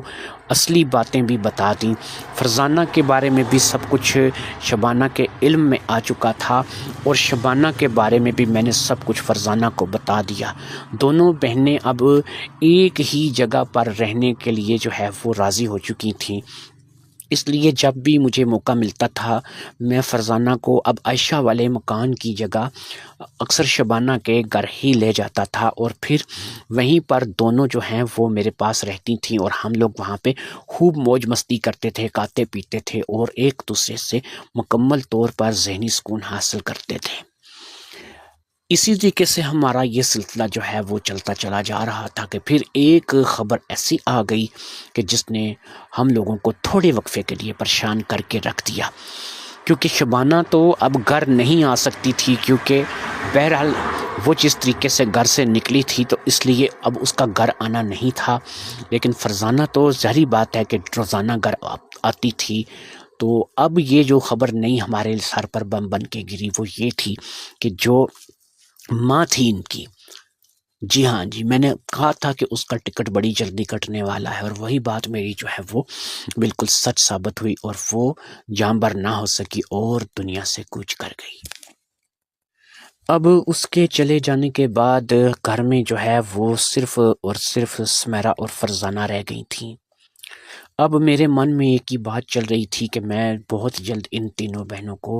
اکٹھا کر دوں گا، لیکن اس سے پہلے سمیرہ کو بھی اپنے ڈھب پر لانا لازمی تھا۔ اب کیونکہ شبانہ کی طرف جو ہے وہ تو کبھی کبھی جانا ہوتا تھا، جبکہ میں اور فرزانہ تو اکثر ہی گھر میں رہتے تھے، میں نے اب دونوں ہی بچیوں کو اپنے ساتھ ایک ہی کمرے میں سونے کے لیے کہہ دیا، اور میں نے کہا کہ اس سے یہ ہوگا کہ چلو ہم آپس میں باتیں بھی کیا کریں گے، ایک دوسرے سے بات کرنے سے ہمارا دل بہل جایا کرے گا۔ لہٰذا ایک ہی کمرے میں ہم نے اپنی چارپائیاں سیٹ کر لیں اور پھر ایک ہی کمرے میں ہم لوگ جو ہے وہ سونے لگے۔ اب کیونکہ مجھے اور سمیرا کو تو ذہنی سکون حاصل کرنے کی بیماری لگ چکی تھی، لہٰذا ہم لوگ جو ہے وہ رات کو کسی بھی وقت جو ہے وہ اپنے کاموں میں مشغول ہو جاتے اور ایک دوسرے سے ذہنی سکون کو حاصل کرنے لگتے۔ وہ کہتے ہیں نا کہ عشق اور مشق جو ہے یہ چھپائے نہیں چھپتے، لہٰذا یہ سلسلہ زیادہ عرصہ جو ہے وہ نہ چل سکا، اور پھر یہ ہوا کہ یہ بات جو ہے وہ سمیرا کو شک ہونے لگا۔ یہ نہیں کہتا کہ اس نے ہمیں کچھ ذہنی سکون حاصل کرتے ہوئے دیکھ لیا یا پھر اس نے ہماری کوئی باتیں سن لی، مجھے ایسا لگا کہ اس کو ہم پہ شک ہونے لگا ہے۔ وہ روزانہ سونے کا ناٹک کرتی ہے، اصل میں وہ سوتی نہیں ہے۔ وہ شاید اب ہمارا جو وقت تھا یا ہمارا جو ٹائم تھا اس کو پکڑنے کی کوشش کر رہی تھی کہ وہ کون سا ٹائم یا کون سا وقت ہوتا ہے کہ جب ہم دونوں ایک دوسرے سے ذہنی سکون حاصل کرتے ہیں اور ایک دوسرے کو ذہنی سکون کے لیے بیدار کرتے ہیں۔ یہاں پر مجھے ایسا لگ رہا تھا کہ وہ سونے کا ناٹک کر رہی ہے۔ میری بات غلط بھی ہو سکتی تھی اور صحیح بھی ہو سکتی تھی، کیونکہ ابھی بہرحال مجھے اس بات کا اندازہ بالکل نہیں تھا۔ شبانہ میرے ڈب پر تھی، فرزانہ میرے ڈب پر تھی، لیکن سمیرا جو ہے ابھی تک میرے ڈب پر نہیں تھی، اور میں ابھی ہمت بھی نہیں کر پا رہا تھا، کیونکہ جمعہ 8 دن تو اس کی ماں کی ڈیتھ کو ہوئے تھے اور اس کی ماں مری تھی، اور میں اسے ابھی سے اس طرف لگا لوں، اور پھر وہ ابھی تھی بھی 17 سال کی، تو لہٰذا میں سوچ رہا تھا کہ آہستہ آہستہ اس کو اس کام کی طرف آمادہ کریں گے، لیکن کیسے کریں گے اب یہ بات مجھے بالکل سمجھ میں نہیں آ رہی تھی۔ ایک شک تھا جو کہ مجھے اس پہ پڑ چکا تھا کہ وہ رات میں سونے کا ناٹک ضرور کرتی ہے لیکن وہ سوتی نہیں ہے، اور وہ شاید کانی آنکھ سے ہمیں دیکھتی ہے، یا پھر وہ ہمیں ذہنی سکون حاصل کرتے ہوئے جو ہے وہ دیکھ چکی ہے، یا پھر ہماری اس نے کوئی ایسی بات سنی ہے کہ جس سے اس کو کچھ شک ہوا ہے۔ لیکن یہ تمام باتیں جو ہیں میرے اندازے اور میرے مفروضے تھے، اور ان کا ابھی تک کوئی بھی وجود جو ہے وہ باقی نہیں تھا۔ میں اور فرزانہ اب جو ہے وہ تھوڑا احتیاط کرنے لگے تھے، کیونکہ میں نے اس سے اس بات کے بارے میں بتایا تھا کہ مجھے ایسا شک ہے کہ کہیں سمیرا جو ہے وہ ہمارے بارے میں کچھ جان گئی ہے یا جاننا چاہتی ہے، اسے کچھ نہ کچھ شک ہے، اس کے من میں کچھ ہے گڑبڑ جو کہ مجھے بھی محسوس ہو رہی ہے۔ اس بات کو لے کر کے فرزانہ نے کہا کہ ٹھیک ہے، ہم انتہائی احتیاط سے کام لیں گے اور کوشش کریں گے کہ سمیرا تک فی الحال یہ بات نہ پہنچے، کیونکہ وہ ماں سے بے حد اٹیچ تھی اور ماں سے بے حد محبت کرتی تھی، اور ابھی تو ماں کو مرے جمعہ 8 دن ہوئے ہیں، تو اس لیے وہ تو ہمارے بات میں نہیں آئے گی اور ہمارے کہے میں نہیں آئے گی۔ یہ نہ ہو کہ وہ ہمارا کام بھی خراب کر دے، اور اگر اس نے ہمارا کام خراب کر دیا تو یہ ہمارے لیے جو ہے مسئلے مسائل بن جائیں گے۔ لہٰذا میں نے فرزانہ کی بات سے اتفاق کرتے ہوئے کچھ روز فرزانہ سے کنارہ کشی اختیار کرنے کا فیصلہ کیا، اور یہی فیصلہ جو ہے وہ فرزانہ نے بھی کر لیا تھا۔ اب یہ تھا کہ فرزانہ کو میں نے اس حد تک جو ہے وہ اگنور کر دیا کہ وہ اسکول کالج بھی خود جاتی تھی اور خود واپس آتی تھی۔ اب میں تو اسے لینے بھی نہیں جا رہا تھا، میں صرف اپنی ڈیوٹی کے لیے نکلتا تھا، اور ڈیوٹی کے بعد میں زیادہ سے زیادہ یہ ہوتا تھا کہ شبانہ کی طرف چلا جاتا تھا، اور شبانہ کے گھر سے ہو کر کے میں واپس اپنے گھر آ جاتا تھا۔ اگر مجھے ذہنی سکون کی ضرورت ہوتی تھی تو اس کے لیے شبانہ تھی جہاں سے میں اپنا ذہنی سکون حاصل کر لیتا تھا۔ رفتہ رفتہ میں اس بات کو اب محسوس کرنے لگا کہ مجھے ایسا لگ رہا ہے کہ اب سمیرا جو ہے واقعی وہ اس بات سے پیچھے ہٹ گئی ہے، شاید اس سے اس بات کا احساس ہو گیا ہے کہ جو کچھ بھی تھا اس کا وہم تھا، اس میں کوئی بھی سچائی یا حقیقت جو ہے وہ نہیں تھی۔ لہٰذا مجھے اب ایسا محسوس ہونے لگا تھا، کیونکہ انسان کے اندر ایک چیز ہوتی ہے جس کو کہتے ہیں چھٹی حس۔ اب میری چھٹی حس جو ہے نا مجھے یہ چیز بتا رہی تھی کہ سمیرا جو ہے وہ اب کافی حد تک جو ہے وہ اس بات کو لے کر کے مطمئن ہو گئی ہے کہ نہیں، ایویں ہی میرا وہم تھا، میں پتہ نہیں کیا کیا سوچنے لگی، لیکن ایسا کچھ بھی نہیں ہے۔ مجھے اس قسم کی صورتحال جو ہے وہ نظر آ رہی تھی۔ اس صورتحال پہ میں ابھی مزید کچھ دن جو ہے وہ صبر کرنا چاہتا تھا، کیونکہ مجھے اتنی زیادہ ذہنی سکون کی ضرورت نہیں تھی۔ ذہنی سکون کے لیے تو میں شبانہ کے گھر پہ چلا جاتا تھا۔ لہٰذا میں نے اپنی اسی روٹین کو جاری رکھا اور اسی روٹین کے مطابق سے میں چلتا رہا۔ شبانہ جو ہے وہ اس بات کو لے کر تنگ تھی کہ اب ہم لوگ جو بے انتہا احتیاط کر رہے ہیں، یا بے انتہا احتیاط جو ہماری چل رہی ہے،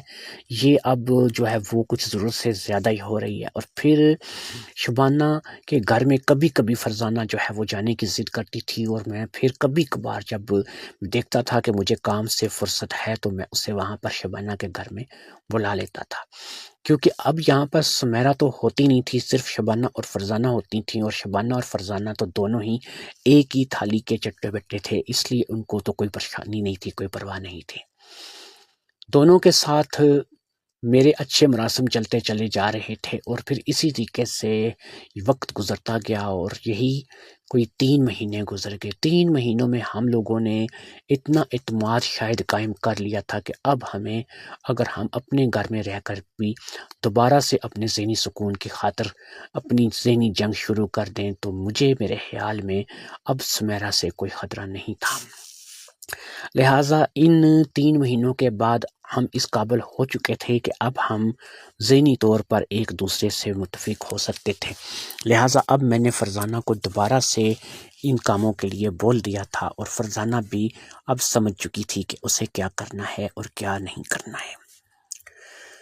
لہٰذا پھر سے ہمارا ایک کھیل جو ہے وہ ایک دفعہ پھر شروع ہو گیا، اور اس بار ہم لوگ بہت ہی احتیاط سے اس کھیل کو کھیل رہے تھے۔ ہم ایسے کھیل کھیل رہے تھے کہ کسی کو اس کھیل کا اندازہ بالکل ہونے ہی نہ پائے، اور کسی کو کسی قسم کا کوئی شک نہ ہونے پائے۔ اس کے لیے ہم لوگوں نے بہت ہی احتیاط سے کام لیا، اور ہمارے اسی طریقے سے 2 مہینے اور گزر گئے۔ یہاں پر میں آپ کو ایک چیز بتا دوں کہ میں شبانہ کی طرف بھی مسلسل جاتا رہتا تھا، اور پھر شبانہ اور فرزانہ اب دونوں ہی میرے کہے میں تھیں۔ اب میں نے بیٹھ کر کے دونوں سے ایک مشورہ کیا کہ دیکھو یار، کب تک جو ہے وہ اس طریقے سے بات چیت چلتی رہے گی؟ سمیرہ جو ہے وہ تم لوگوں سے چھوٹی ہے، اور ہے بھی بہت پیاری، اور یہ ہے کہ اسے ہم تینوں کے علاوہ آسرا کس کا ہے، وہ کہاں جا سکتی ہے یا کس کے پاس جا سکتی ہے؟ تو لہٰذا اگر تم لوگ مجھے اجازت دو تو میں وہاں پر بھی اپنے ہاتھ پاؤں کھولنے شروع کروں۔ تو ان لوگوں نے کہا کہ ٹھیک ہے، لیکن یہ کوشش کریں کہ ہمارے سامنے اپنے ہاتھ پاؤں مت کھولیں، بلکہ جب بھی آپ کو موقع ملے کچھ علیحدگی میں، کچھ اکیلے میں اپنے ہاتھ پاؤں کھولنے شروع کریں۔ میں نے کہا ٹھیک ہے، میں کوشش کروں گا کہ ایسا ہی ہو۔ اس دن کے بعد جب ہم لوگوں نے یہ میٹنگ کر لی تو پھر اب میں موقع ڈھونڈنے لگا۔ موقع کچھ اس قسم کے کہ جب بھی سمیرہ مجھے اکیلی ملے، جب بھی سمیرہ میرے پاس اکیلی آئے، جب بھی سمیرہ میرے پاس اکیلی ہو، جب بھی وہ مجھ سے اکیلے بات کرے، جب بھی وہ میرے ساتھ اسکول کے لیے جائے، جب بھی وہ میرے ساتھ اسکول سے واپس آئے، کوئی ایسا ٹائم۔ اور اس کام کے لیے ظاہری بات ہے کہ فرزانہ نے مجھے پورے موقع دینے تھے، کیونکہ وہ تو میرے ساتھ پہلے سے ہی ملی ہوئی تھی۔ تو لہٰذا اب فرزانہ کے موقع کی وجہ سے سمیرہ کو اکثر میرے ساتھ بہت زیادہ ٹائم جو ہے وہ اکیلے گزارنے کو ملنے لگا، کیونکہ فرزانہ کبھی کسی محلے میں کسی کے گھر چلی جائے، کبھی کسی دوست کی طرف چلی جائے، کبھی وہ شبانہ کی طرف چلی جائے، لیکن بتا کر یہی جائے کہ وہ اپنی کسی سہیلی سے ملنے جا رہی ہے۔ تو اب سمیرہ جو ہے وہ زیادہ تر گھر میں اکیلی رہنے لگی،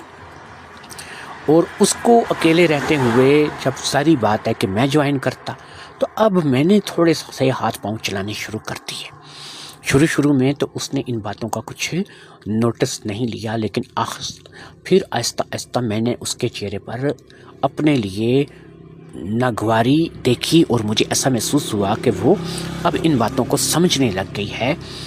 اور وہ میرے ہاتھ پاؤں چلانے سے جو ہے وہ خوش نہیں ہے۔ لیکن میں اپنی اب باتوں سے باز آنے والا یا پیچھے ہٹنے والا نہیں۔ میری باتیں جو ہیں وہ اب دن بدن جو ہے وہ بڑھتی چلی جا رہی تھیں، میرے ہاتھ کچھ اب زیادہ ہی چلنے لگے تھے، اور پھر جب اس نے بھی دیکھا کہ میں اپنی حرکتوں سے باز نہیں آ رہا ہوں اور میرے ہاتھ کچھ ضرورت سے زیادہ ہی چلنے لگے ہیں، تو اس نے بھی ریئیکٹ کرنا چھوڑ دیا۔ شاید اس نے سب کچھ جو ہے وہ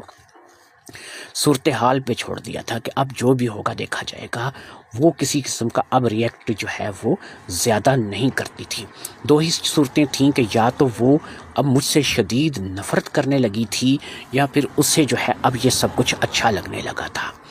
بہرحال میں نے اسے جو ہے وہ کوئی موقع جو ہے میں ضائع نہیں کرتا تھا، کوئی موقع میں ضائع نہیں جانے دیتا تھا۔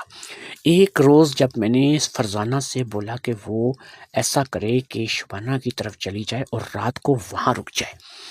یہ بات کہہ کر کے فرزانہ جو ہے وہ گھر سے نکلی۔ سمیرہ کو اس نے بتایا کہ اس کی سہیلی کی طبیعت خراب ہے اور وہ ہاسپٹل داخل ہے، ہو سکتا ہے اسے اس کے پاس رات کو رکنا پڑے، لہٰذا تم لوگ جو ہے وہ گھر کا دھیان رکھنا، گھر کو سنبھال لینا۔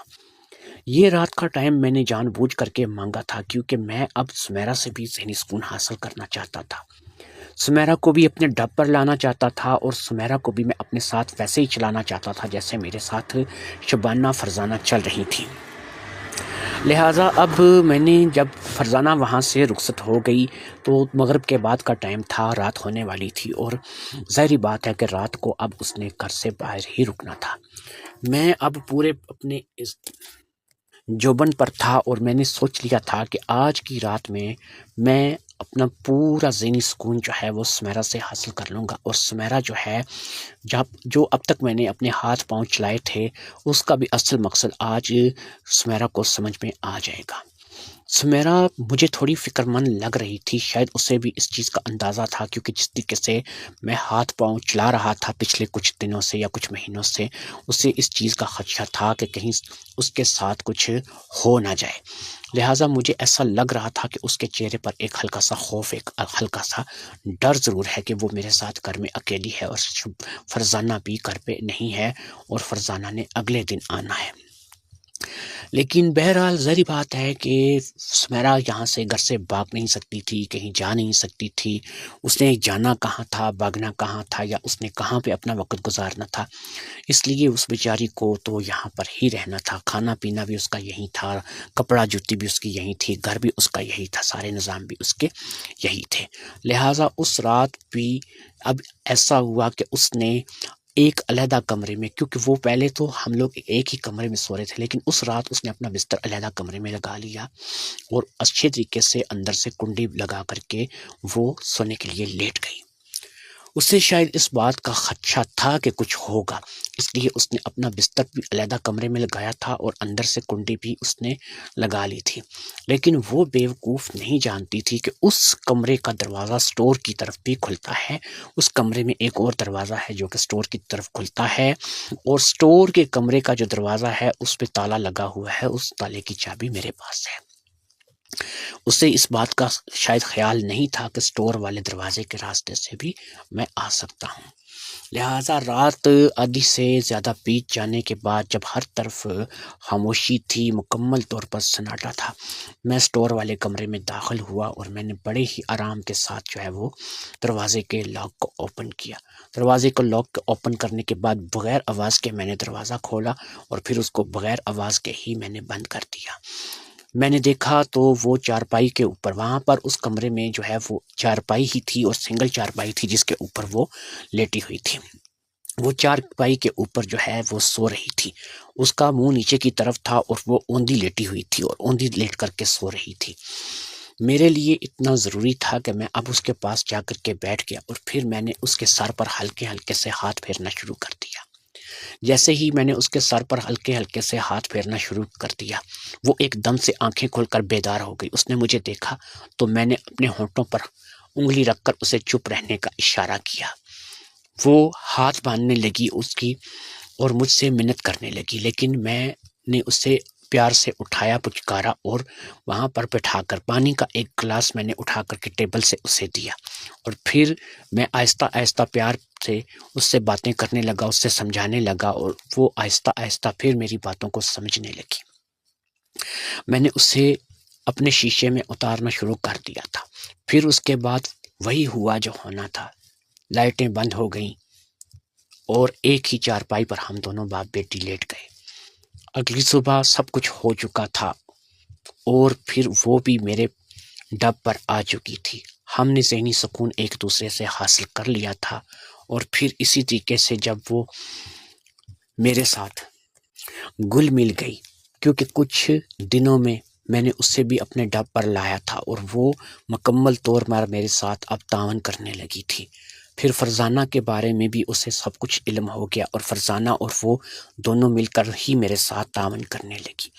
جب فرزانہ کے بارے میں پتہ لگا تو ظاہری بات ہے کہ شبانہ بھی کہاں چھپی رہ سکتی تھی، شبانہ کے بارے میں بھی اس کو ہر بات کا پتہ چل گیا۔ لہٰذا اب شبانہ، فرزانہ اور سمیرہ تینوں ہی میرے پاس تھیں۔ ہم رہنے کے لیے دونوں گھر استعمال کر رہے تھے، کبھی ہم اس گھر میں رہتے تھے جہاں پر ہم رہ رہے تھے اور کبھی ہم شبانہ والے گھر میں چلے جاتے تھے۔ بہرحال دونوں ہی میری پراپرٹی تھی اور دونوں ہی میری ہی ملکیت تھی، اس لیے مجھے کسی قسم کی کوئی پریشانی جو ہے اس کا سامنا نہیں کرنا پڑ رہا تھا۔ تینوں لڑکیاں ہنسی خوشی زندگی گزار رہی تھیں اور میں بھی اپنی زندگی میں مگن تھا۔ کام کرتے چلے جا رہے تھے، فائدہ اٹھاتے چلے جا رہے تھے، ایک دوسرے سے ذہنی سکون حاصل کرتے چلے جا رہے تھے۔ ہمیں اب دنیا کی یا کسی اور کی پرواہ نہیں تھی۔ ہم لوگوں کے رشتے ہی کچھ ایسے تھے کہ ہمارے ہر کام پہ پردہ پڑا ہوا تھا، اور یہ پردہ جو ہے یہ اس وقت تک ہی پڑا رہنا تھا جب تک ہم چاروں ایک دوسرے سے تعاون کرتے رہیں گے اور ایک دوسرے کی بات مانتے رہیں گے۔